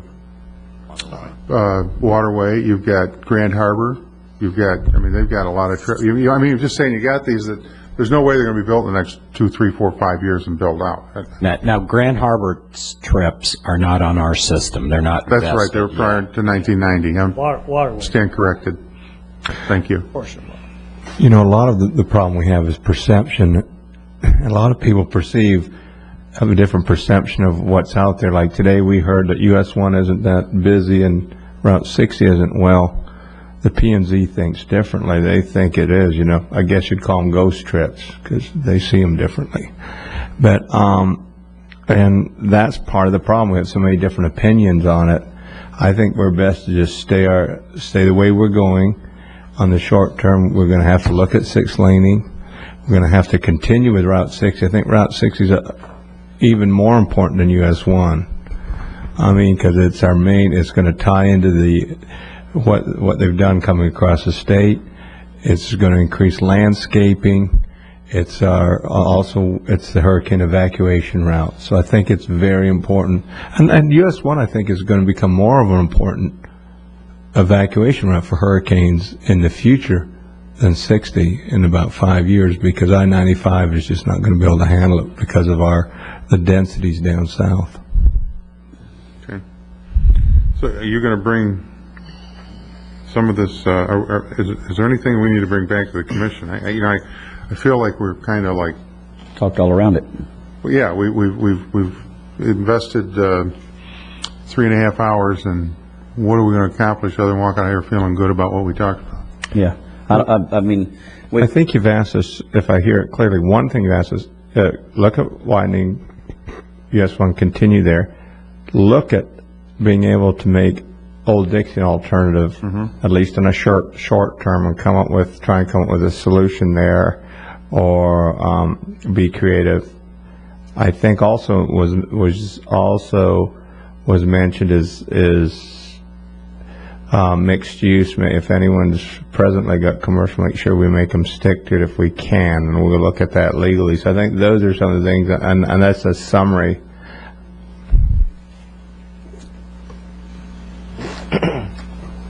Thank you, Mr. Chairman. I know you've closed the public hearing, but I just wanted to say that what you said about crawls is exactly how it's been used in other jurisdictions. It's a temporary situation while further plans are being developed or while you see what's being proposed. So I would like Joe to add to his list that you at least bring that back for consideration.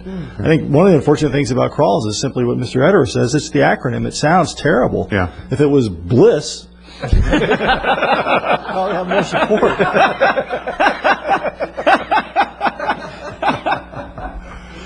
And Mr. Chairman, I'd asked Chris this during one of the breaks, but just to confirm, you can impose BLISS on just one link. Is that correct? You don't have to do the entire roadway. Right. You can impose it on any section or all of a road, whatever you define as that BLISS segment. So, to understand this, gentlemen, we're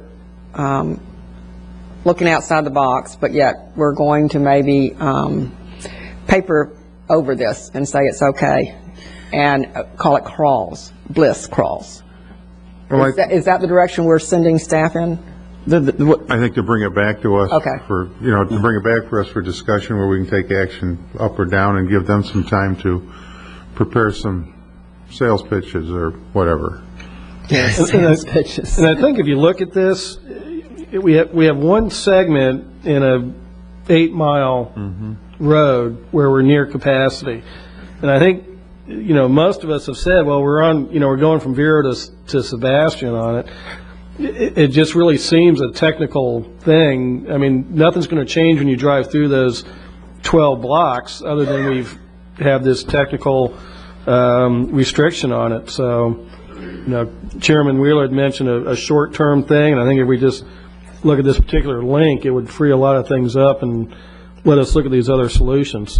And I don't want to forget what Jim said either, and what Wesley said, I think, brought forward is, I think it's a good idea to look at these segments of US 1 as communities, and to see how you can go from one to the other, and land, all the things that we're doing. But I just, so many times we get in here and we talk about this stuff, and 2 weeks later we forget about it, and a year later we say, well, gee, last year we talked about it, nothing happened. Whatever we do, and it's a good example of that in the communities and breaking the, I'm going to call it the streetscape up, for the lack of a better term.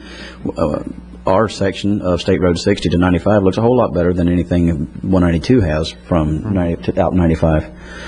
As we go up US 1, we have some industrial areas, some CH or some C that as you go up, it looks very, I don't want to say, very uniform, for the lack of a better word. And I think that if we can provide some breakup, very similar to what we almost, I think, have it to a certain extent. We've got some, in the Winter Beach area, we've got a little bit of commercial, we've got a little bit of industrial, light trades, we've got some residential. And I think really, if we're talking about doing something along the lines of some of the presentation that was given to us today, it might be more of the mixed use, more of the OCR. Or have things come in with as a PD, that we can allow some of that mixed use. It would certainly break up the streetscape a little bit and make it more of a better looking community and a more diverse product for the people that may need services along the US 1 corridor. Yeah, I agree. If there's nothing else, we'll adjourn. Thank you.